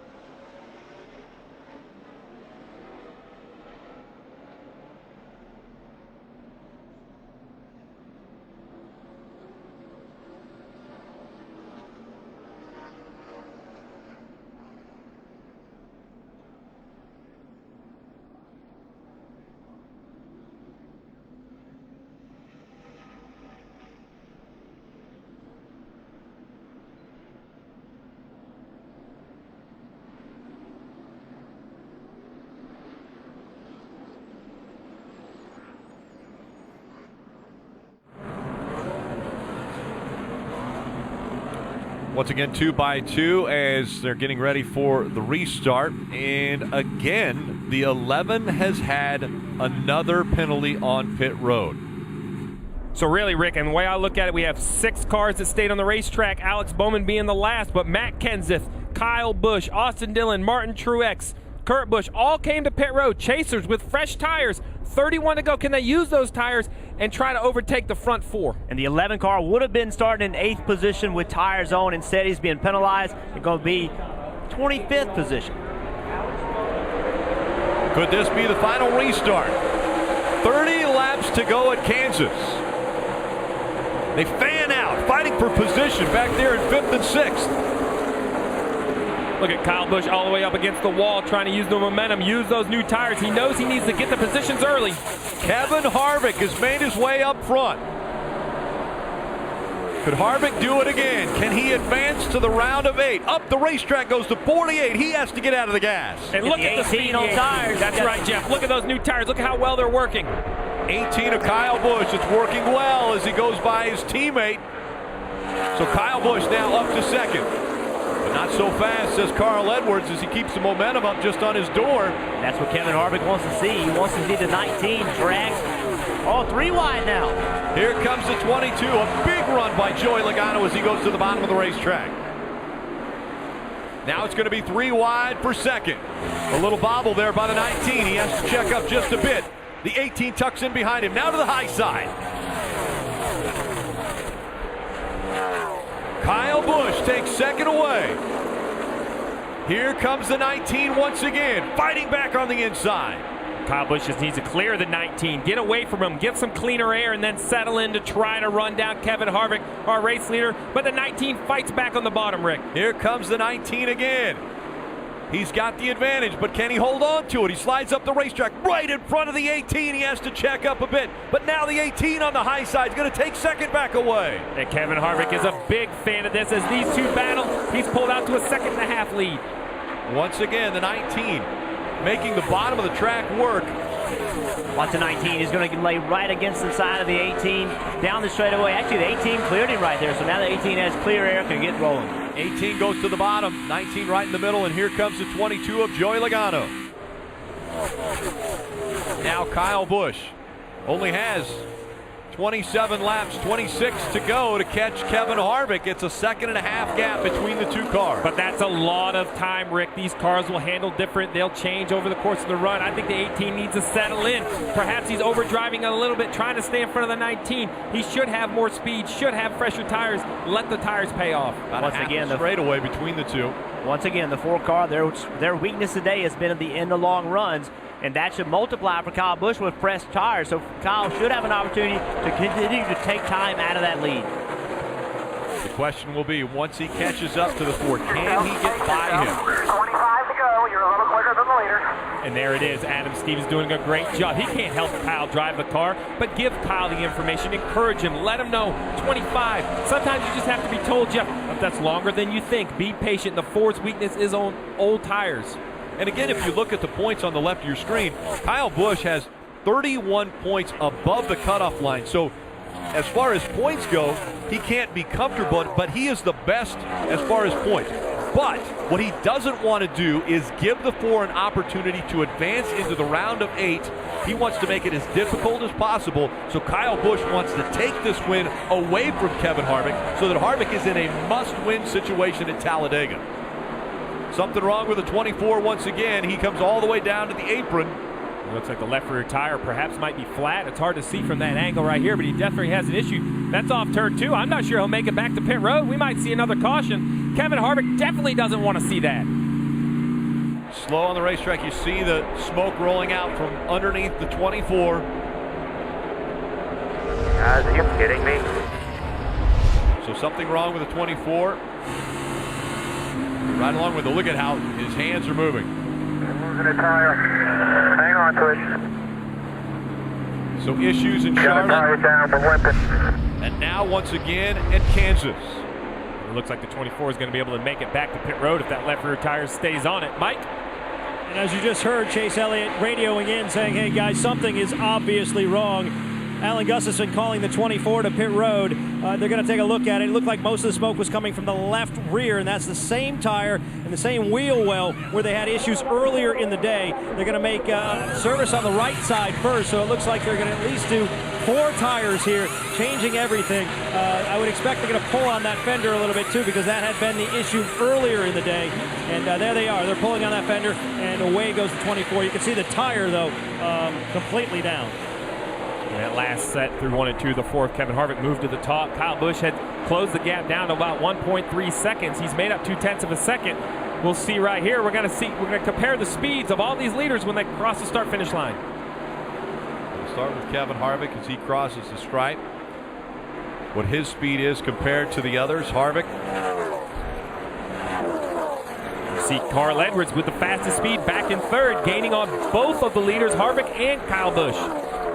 Again, that's the average speed all the way around this 1.5-mile track. Kevin Harvick with almost a 1.5-second lead. It was down to 1.3, now back up to 1.5. And I'm telling you, Kyle Busch is having a hard time shaking Carl Edwards. Even with newer tires, Kyle Busch hasn't been able to pull away from his teammate by much.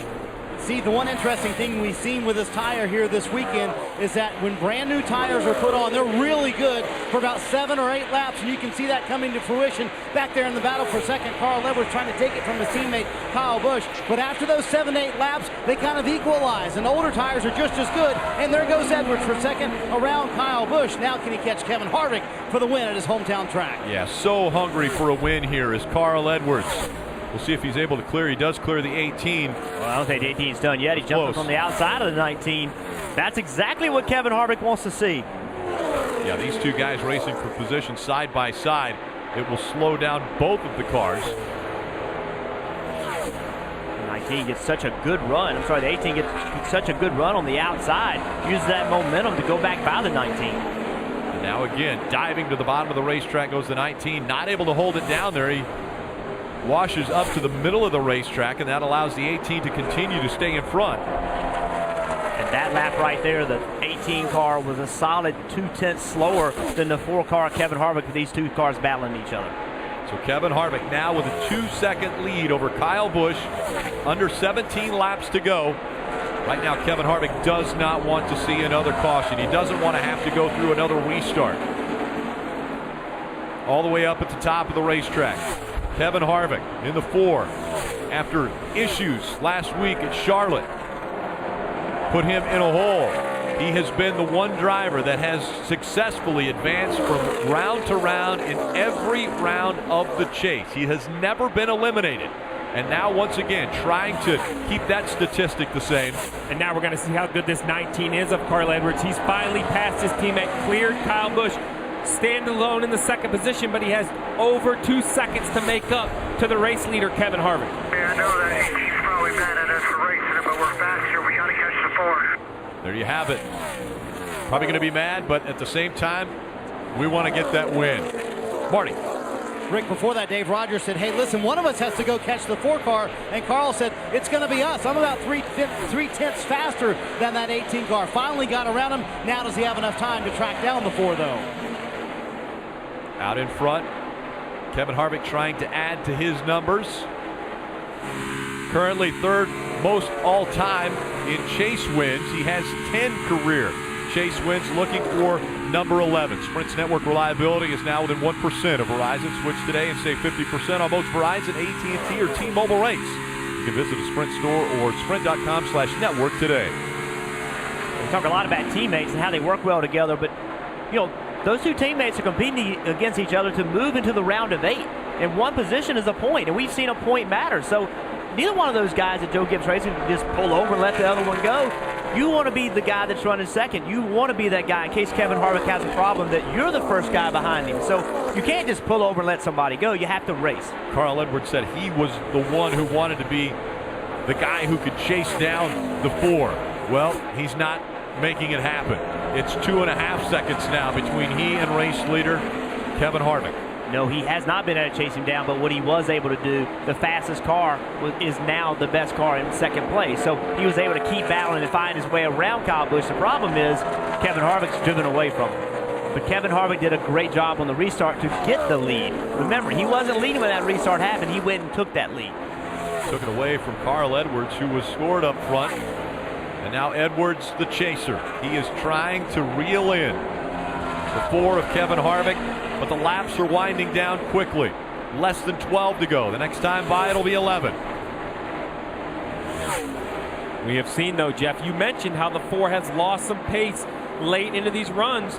Here currently, though, that lap right there, Carl Edwards gains a 10th. That's not going to be enough with 11 to go, but will it continue to shift his way? Will the 4 be able to find some grip up there on the top of the racetrack? Surprisingly, this 19 stays on the bottom of the racetrack. And that is what we've seen. We've seen not only the 4 cars slow down late in the run, but slow down in big chunks in the later run. You think about he would lose 1 spot, then 3, and then it would come quickly. So if he does start to lose it, it could happen quickly. And this time by, the fastest lap again turned by Carl Edwards. Less than a 10th of a second separated the 2 as far as that last lap. And Kevin Harvick's starting to catch 2 lap cars on the backstretch running side by side in front of the leader.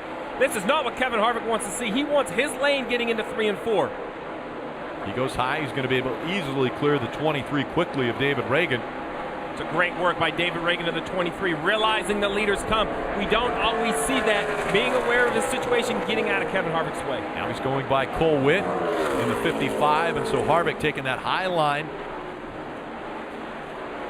That time Carl Edwards quite a bit quicker than Kevin Harvick, 0.3 of a second faster. You see some issues on pit road with this 4 car today. They do not want to have to hit pit road and have that right pit stop today. They just haven't been as crisp as they need to be. So this race is with almost 8 to go now. They needed to stay green because I don't know that they have the confidence to come down and have that race-winning pit stop. 8 laps to go. Kevin Harvick, when he entered today, he was 8 points behind the cutoff line. Now he has fought his way up front.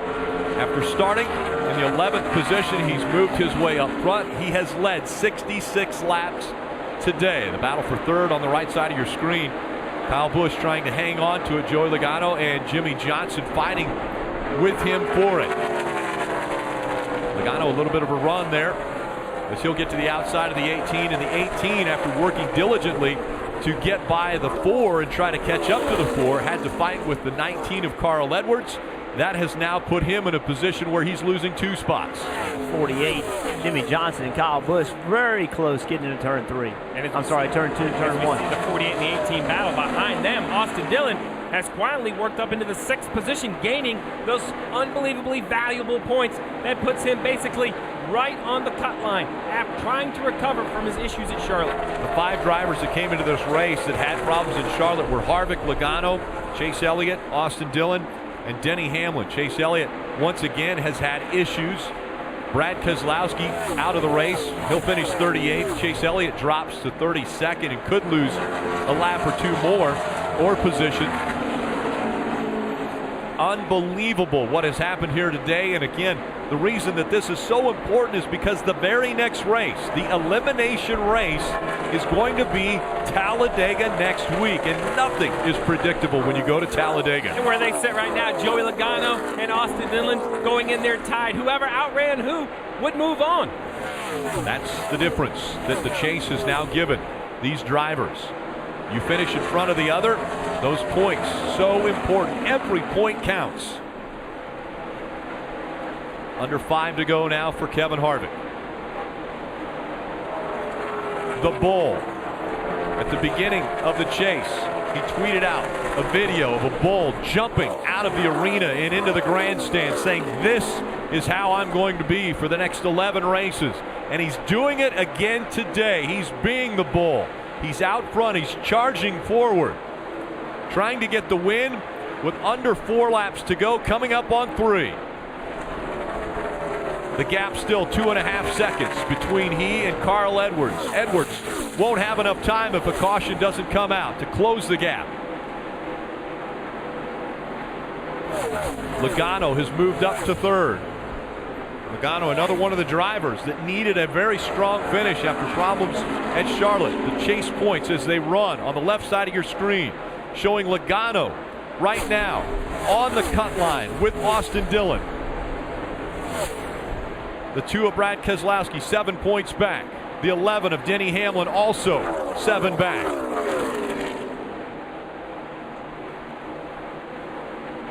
Kevin Harvick. When the pressure is on, it seems as though he rises above the competition and thrives on that pressure. When he needs the win, he gets it. It wasn't a must-win situation today for Kevin Harvick, but with 1 lap to go, sponsored by Credit One Bank, Kevin Harvick out in front, less than 1.5 miles away from securing a spot in the round of 8.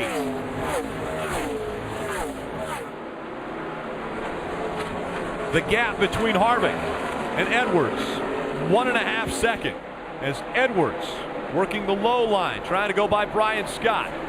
Coming out of turn number 4. What a run and a race for Kevin Harvick. He will advance to the round of 8. He wins at Kansas. Yeah, boys. Great job. Awesome job, man. Awesome job. Good job, Timmy. This team's something else. Kevin, hell of a driver, man. Unreal. Good job, guys. And I think everybody will agree with that assessment. This team is something else. Every time they have been put in the position to where they have to do something, they have to do something special to advance from one round to the next, they rise to the occasion. I've never seen anything like it. I've never seen a team that so many times over and over in high pressure situations finds a way to do it. It's not coincidence. It's this guy, his mental outlook, just he doesn't mind getting behind. He finds it as a challenge. Drives very fast race cars. His crew chief does a great job. They just have a total package. And what a pairing. Kevin Harvick, Rodney Childers, Stewart Haas Racing. Since this group has come together, their run has been unbelievable. A championship, wins, seconds, consistently fast, consistently leading laps. As you said, once again, putting the victory up when it mattered most. And thumbs up. He's going to run backwards on the track so that he can celebrate with the fans here. Kevin once again celebrating at Kansas Speedway, the moment presented by Sunoco, fueling victories all season long. It's his 4th win already this season, 2 chase wins to start off the 2016 chase, and the 2nd time that he will visit victory lane at Kansas.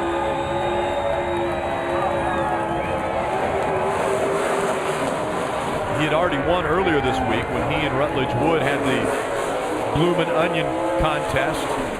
He was able to take that one, and now he's able to defeat 39 competitors at Kansas.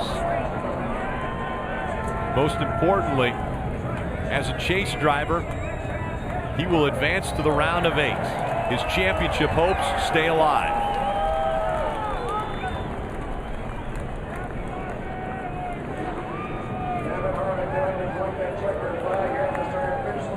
I love this tradition of getting the checkered flag at the start and finish line.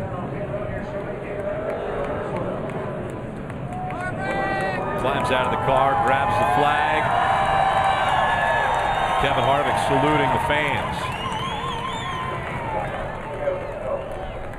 It's the fans that fuel these drivers. They come out week in and week out to watch something that is extraordinary. And as you mentioned, you had never seen anything like this. Kevin Harvick doing the impossible over and over. Every single round of the chase, he has been able to advance out of and move to the next round.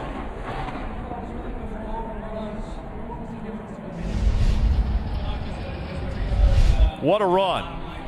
It was the restart, the final restart that he battled with the 19 of Carl Edwards, was able to get the advantage and never looked back. The 4 team will celebrate in victory lane when we come back to Kansas Speedway.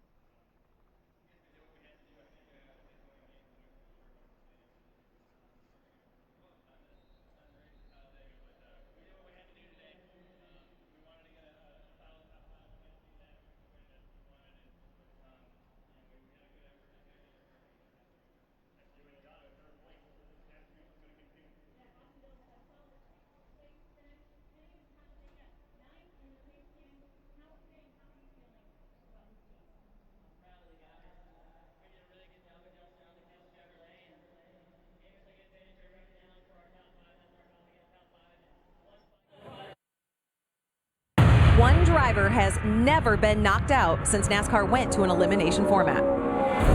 There will be situations where you have to put your back up against the wall and do things that most other people can't do.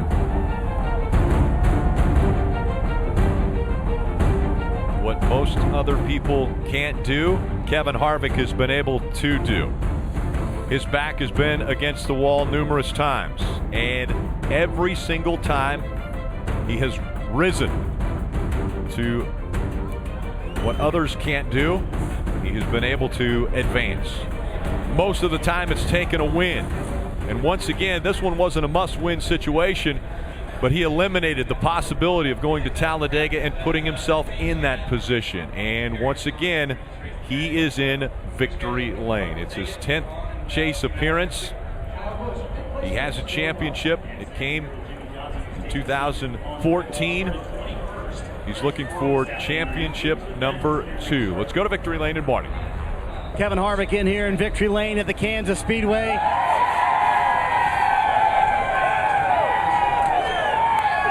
Knocks it out of the park. That was a home run right there. The team will go into their "I believe we will win" chant here shortly. No doubt about it. I believe that we will win. I believe that we will win. I believe that we will win. I believe that we will win. There you go. Gotta love it when you guys celebrate like that. I think your spotter Timmy Fedewa said it best. What is it about this race team that you're able to do this every time, Kevin, when your backs are against the wall? Well, the first thing I want to do is thank everybody on the number 4 team, everybody at Stewart-Haas Racing, Outback, Jimmy John's, Busch, Mobile One, Dytek, Hunt Brothers, Outback, Chevrolet, Morton Buildings, Bad Boy Buggies, everybody at the Hendrick Engines and Chassis Shop for everything that they do. You know, these races are hard to win, and these guys are just so good at the details, and you put their backs against the wall and they get better, so just really proud of them. You and I talk a lot about motivation and how much you use motivation in your own life to kind of get you going. What motivated you the last couple of weeks after Dover and after Charlotte? Well, I think the best thing is the fact that we prepare the same for every race, but I try every week to find something to motivate myself, and I know these guys do the same thing, and it's hard to keep yourself motivated and try to perform at a high level. So to be able to come out here and do it for 3 years now, it says a lot about the character of this team and the things that they do. And you know, it's like they say, everything that's really, really hard to get and come by, there's going to be some obstacles in the way, and there's going to be some bumps in the road. So I'm just really proud of everybody at Stewart-Haas Racing. You won it on that final restart. Walk me through that and how you got around the 19. I just got 2 good restarts against the 19. He didn't have a car quite as close to him, and I was able to break that draft right before I got to the middle 1 and 2 and get away from him. So that was pretty awesome. I knew I just needed to go for it, and that's really the mindset that we had coming into every race into the chase, was to go for it, and we did. You told me these are rare times, that for 3 years your team has run so well. Rick Hendrick in here with a handshake, that your team has run so well that you feel like you have to take advantage now. Does that go through your mind on restarts like that? Well, I've done a poor job. You know, the first half of the year we struggled with some ratios and timing, and we came up with some good ratios and things that really fit what we were doing, some processes and a lot of things to get better on the restarts, and it's paid off for us twice now in the chase. They win race number 2 in round 1. They win race number 2 here in round 2 and as well. And Rick, you know what? Still in this elimination format, Kevin Harvick's never been eliminated. He had the nickname of Happy Harvick. I really think it needs to be changed to the Bull, because he has done exactly what he said he was going to do entering the chase. As we look at the chase standings after 2 races in this round, the 2 wins, Jimmy Johnson and Kevin Harvick solidifying their positions in the round of 8, but now you're down to 10 drivers, all fighting for the remaining 6 spots. And I think if you were going to a standard mile-and-a-half racetrack, you could say that Matt Kenseth, Kyle Busch, even Carl Lewis have to feel good, but we're not. We're going to Talladega. When this series unloads at Talladega next week, I'm not sure that anyone other than Jimmy Johnson and Kevin Harvick can sleep at night and feel good about their chances. We've seen crazy things happen down there with accidents, mechanical issues, lots of points. When you have 35, 37 cars on the lead lap in one pack, one incident, just a bad pit stop, can cost 30 points. You heard Kevin Harvick talk about that last restart and how good of a restart he got, and how Carl Edwards did not have somebody pushing him or close to him. But look at the 48. right behind the 4-car Kevin Harvick. That's helping his speed into turn 1. He almost clears the 19, but right here you would have thought the 19 could stay on that left rear quarter panel. You see the 19 wiggle just a little bit, get up the racetrack. Kevin Harvick able to clear. That was the difference that led him to this win.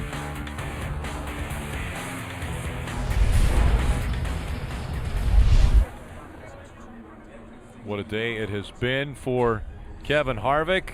We heard just moments ago from Joey Logano. Let's go with him now and Dave. Third today for Joey Logano has him even on the chase cutoff line. What were you battling today? Because at times I sensed your car was good, but maybe not a race winner. Yeah, our short run speed is where we got beat. After about 10, 15 laps, we were as good as anybody, but we weren't faster than them, so we couldn't go run them down and pass them back. So we worked on that a little bit, and when we fixed that, we got worse on the long run. So I just had to find a little bit more speed in our Shell Pennzoil Ford. We did what we had to do today. Everyone executed. We did a flawless job on execution. Just need to be a little bit faster to win, but it's a good recovery. I wouldn't say it's a full recovery yet because we're going to be needing to race pretty hard in Talladega and then try to get a few more points on there. Yeah, we talked about that. We talked about today not being a must-win. So what does next week look like? That's not a must-win either. We're tied. We're in right now. So, but obviously it's a little bit too close for comfort. So we just got to push hard next week and see if we can mix them up. Watching who he's racing next week, that'll be the big thing for Joey. And one of the guys who'll be racing, no doubt, Carl Edwards, who came so close to getting the home track victory, led 61 laps today, but man, in the closing laps, it got pretty intense with you in the 18 and the 4. Take me through those laps. I felt like we had the race under control if it would have kept going green. We really had something fast there, and then that restart, Jimmy got behind Kevin and pushed him just far enough out there that we got into turn 1, and I just couldn't hang and slow Kevin down. He just broke the draft there, and then after that, I ended up racing Kyle. I mean, that was a real battle, and that let Kevin get out ahead. So, what was that battle like? It was a pretty hard battle, but I mean, at the end of the day, you're racing for every position here, and I thought we raced as hard as. I mean, it was reasonable, but it was pretty hard. The hard part for me is just that we didn't win this race. I know we got a points cushion going into Talladega and everything, but it is hard to lose anything. It's really hard to lose a race here, but I am proud of how we ran. You talked about that points cushion going to Talladega. Last week we talked about any comfort you might have going there. You pretty much denounced any notion of that. So what do you feel going to Talladega? I don't know, man. That's a crazy race. I mean, anything can happen there, but this team doesn't quit. As tough as this and painful as this loss is, we ran well today, and that's what it's going to take to win at Homestead. We feel like we can get to that final round, and we're going to be a force to be reckoned with. So we'll move on, but man, I wanted to win this today. Thanks for your time. All right, thank you. All right, let's go over to Kelly. Kurt Busch will be scored as a 5th place finish, but up there looked like you might have a shot at battling for the lead for a moment. It was instead a fight with your teammate Carl Edwards in the 19. They thought you might have some problems with the way you were raced. Do you? This M&M's Camry was really awesome today, and we had really good short run speed, but we just didn't have long run speed. So I hated that we weren't able to go up there and race the 4 and get more out of it, but we just kind of had to fade gracefully there a little towards the end, and just didn't have enough to chase those guys down. So I wish we did. Our car was really fast all through practice and everything all of this whole weekend. We just completely missed it here for the race, and we just didn't get our race adjustments right. What was it like there? Because it was a pretty fierce battle between you and the 19. What was that like for you? It's racing, I guess. Thanks, Kyle. Chase Elliott had such a promising day at the Kansas Speedway go awry because of tire issues. What happened? We really don't know. I don't know if we got the left rear, getting up on the racetrack or something, and it got in the fender, ended up cutting it down. But I don't know what you do, man. We were trying as hard as we can. We had such a good car today again, and that's I don't know what to do. Just keep after it and try to move on. So now you go to Talladega in a pretty deep hole. It would appear to be a must-win situation. So how do you look at it? I just go there and race our hearts out and try to win. I guess that's about all you can do. So we're, we have something to be proud of, and the way we've been running. There's just some things we can't control, and I don't know how how to fix that stuff. But I appreciate everybody working so hard, man. These guys deserve better on this 100G1 Napa team, and we're bummed. But what do you do? Just gotta move on. Good to see you can still smile about it. Thanks. Chase Elliott, 25 points below the cutoff line in what appears to be a must-win situation heading to Talladega.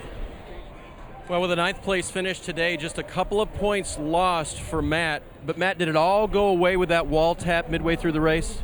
Yeah, I sure didn't make anything easy, honestly. I ran in the wall by myself getting into one there. Just I was trying to work my way toward the top and just wasn't paying attention to where I was and hit the wall. And it was pretty tight after that. They fixed it. I think we were going to be okay. At that last restart, I got under the 88, and he just took a real erratic left. He would have tried to block slow. I would have been okay, but he hung a left so hard and knocked the whole side off again, and then it would never turn again. So, but it's my fault. I put us in a spot, so it could have been worse, I guess. We talked about this before the race, Matt. Nothing's comfortable going to Talladega, but with a 20-something point cushion, how are you feeling? Right now, I just feel dumb and disappointed. So we had a pretty good car. We were leading early. The track changed on us, and we lost the handle a little bit, and we were backing up. But should have just took our time and go ahead and try to make some adjustments later. Instead, I made it worse by hitting the wall. So just really thinking about today right now. Not where he wants to be, but well above the cut line, leaving Kansas. Issues getting fuel into the 78 car set Martin Truex Jr. back early in this race. How were you guys able to overcome that as a team to come away with an 11th place finish? Well, it was definitely tough. We fought hard, and we just ultimately had to just pit when we were about to run out of gas and hope for the best. So the first caution got us, and then from there on out we did okay with catching them at a decent time, and just battled. So we had decent track position here with 50 to go or so, and we pitted and gave up some and just could never get it back. So felt like we were a little better than 11th, but definitely not as good as we hoped to be today. You go to Talladega now 13 points above the cut line. What does that say to you? Let's go race, see what happens. All right, thanks, Martin. Yep. 6th place this afternoon for Austin Dillon on a day when you had a lot of speed in the race car. What was your assessment? I think it was a great job by our Kills Chevrolet, and just proud of my guys. We did a good job. We tried to take 2 tires and get track position. Our car just wasn't good enough at the time, but the last 4 tire call was really good. Our Kills Chevrolet, fired off good, and we made the right adjustments. So I was running down the 18. I really wanted a top 5 there. That was our goal, a top 5 or a win, and we missed it by 1. So just proud of these guys. Jesus took care of us today out there. Things fell our way, and we've got a shot to make it the next round at Talladega, and that's what all you can ask for. We're tied there on the cutoff at a place I like to go to and have fun at, and we'll just have some fun at Talladega next week, see if we can make it the next round. Tell me about that taking 2 tires again, because obviously last week it didn't work out well at all. Did it go through your mind that, oh boy, we're going to try this again? Well, you got to be aggressive to win these races, and we're getting closer on speed, but track position is kind of king, so we're trying to be aggressive and make these calls to put ourselves in a good position. But I'm proud of these guys for being a fast race car. The Kills Chevrolet was good, and all of our partners that help us out on this, American Ethanol, AAA, it's been a great season so far, and hopefully we can go to Talladega and just continue the streak and make it the next round of the chase. Strong Kansas recovery for Austin Dillon. Well, they knew they'd have a lot to overcome today, starting from the back of the field. Kurt, in a backup car, how were you able to gain track position at one time up inside the top 10? Wow, we had a full day of events, and I'm really proud of this effort with everybody chipping in, and the pit crew was awesome today to gain us a lot of spots on pit road. The restarts went mostly in our favor, lost a few spots on a couple of them. We got up as high as 7th, and I thought we were overachieving at that point because the car was just sliding the nose real bad, sliding the tail. But man, I can't thank this group enough for the resiliency and the fun that we're having together, muscling through a day like today. And now we go to Talladega with a decent cushion. So thanks to Monster Energy, Haas Automation, and Chevrolet. We're in this to go all the way. We just got to find a little bit more speed. Yeah, you guys seem to be just kind of quietly going about your business and plugging away, but how much longer can you afford to kind of fly under the radar? Well, my goal, and it's sarcastic, so try to stick with me, group. Don't run into anything too hard. If we don't run into anything too hard, we're going to be okay. Next week, if we survive Talladega and survive Martinsville without running into anything too hard, we'll be all right. 13th place finish for Kurt Busch. Thanks, Kurt. Jimmy Johnson backed up his Charlotte victory with another top 5 performance at Kansas. What was this day like for you? It's a lot of fun. The track was hot and slick, and the lane moved all over the place. And on top of that, I had a great Lowe's Chevrolet today. And just a big thank you to everybody at Hendrick Motorsports once again for a fast race car and all the support that we have from everybody at Lowe's week in and week out. We got the train rolling. The car's been fast. It's been fun. I thought we had a shot at the win there at the end. I was able to push the 4 by the 19, and I just couldn't clear the 19 down into turn 3 and got really loose and slipped back to 5th. So was going for it. We were in a great situation with the win last week. Tried to be aggressive with the 19, and it just cost me a few spots, and I ended up getting back to 4th.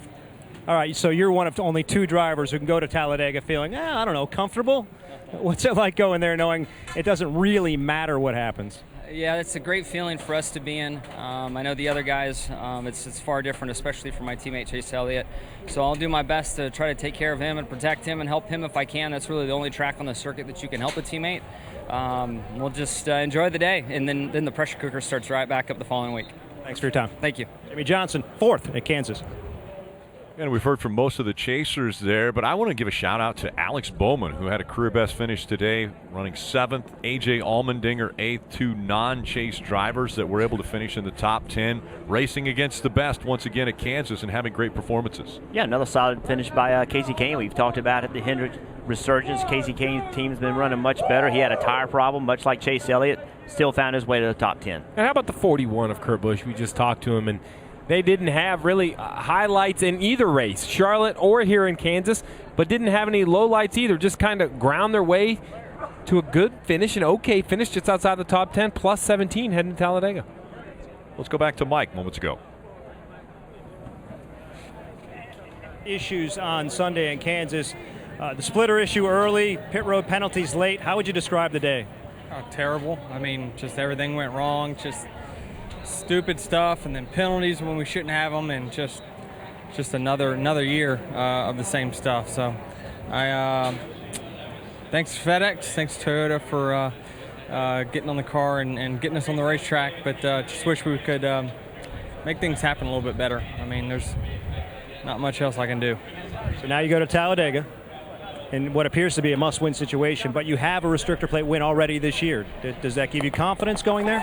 I got confidence I can win every single week on the racetrack. It's just, this is a team sport, and you got to have every facet of the car and the team all put together, and we just got to execute. I have full confidence we can go to Talladega and win next week, and we'll show that when we get there. Thanks for your time. Thanks. Denny Hamlin, 6 points below the cutoff line, heading into the elimination race next week. And it was Talladega that got Denny last year. The chase for the Sprint Cup heads to Talladega. That's next Sunday. It'll be on NBCSN. The elimination race, it's going to be epic for sure, as 40 drivers fighting for a win and 10 of them fighting for 6 spots. Well, the problem when you go to Talladega is the finish. The race is so close. The top 20 are basically within 5 seconds of one another at the finish of that race. So we talk about points and every position matters. We're talking about the tri-oval. The last 100 feet at Talladega could determine who's in and who's out. How many times have you had a driver sitting there running 5th, 7th on the last restart and to come back 29th? There's so many cars in the lead lap. You get in the wrong line. Next thing you know, they're just flying by you. Not to mention the wrecks that are easy to happen. So Talladega, with all these guys, I mean, look at the point grid. It's so many people that are so close. Every position is going to matter at a racetrack where it's 3 wide, 4 wide. And surely we won't have a green-white checker. We never have a green-white checker when we go to these speedway races. Well, and you mentioned the tri-oval. Remember, the tri-oval isn't the finish line. The finish line is past the tri-oval as they're getting closer to turn number 1 at Talladega, and so many things happen, not only as they're going through the tri-oval, but as they're racing back to that finish line. The biggest, craziest, fastest track we go to, let's go there for the cut race. Sounds like a great idea. Well, coming up next on NBC, local news except on the West Coast, and later in primetime football night in America, followed by Sunday night football. The Colts at Texans. For more coverage from Kansas, tune to NBCSN for the NASCAR America post-race show. Join us next Sunday. That's Elimination Race from Talladega on NBCSN. Kevin Harvick celebrating in victory lane because he is now on to the round of 8. So long from Kansas. This copyrighted telecast may not be reproduced, retransmitted, or used in any form without the authorized written consent of NASCAR Broadcasting. NASCAR would like to thank all of our fans for your support, and we hope you enjoyed today's broadcast.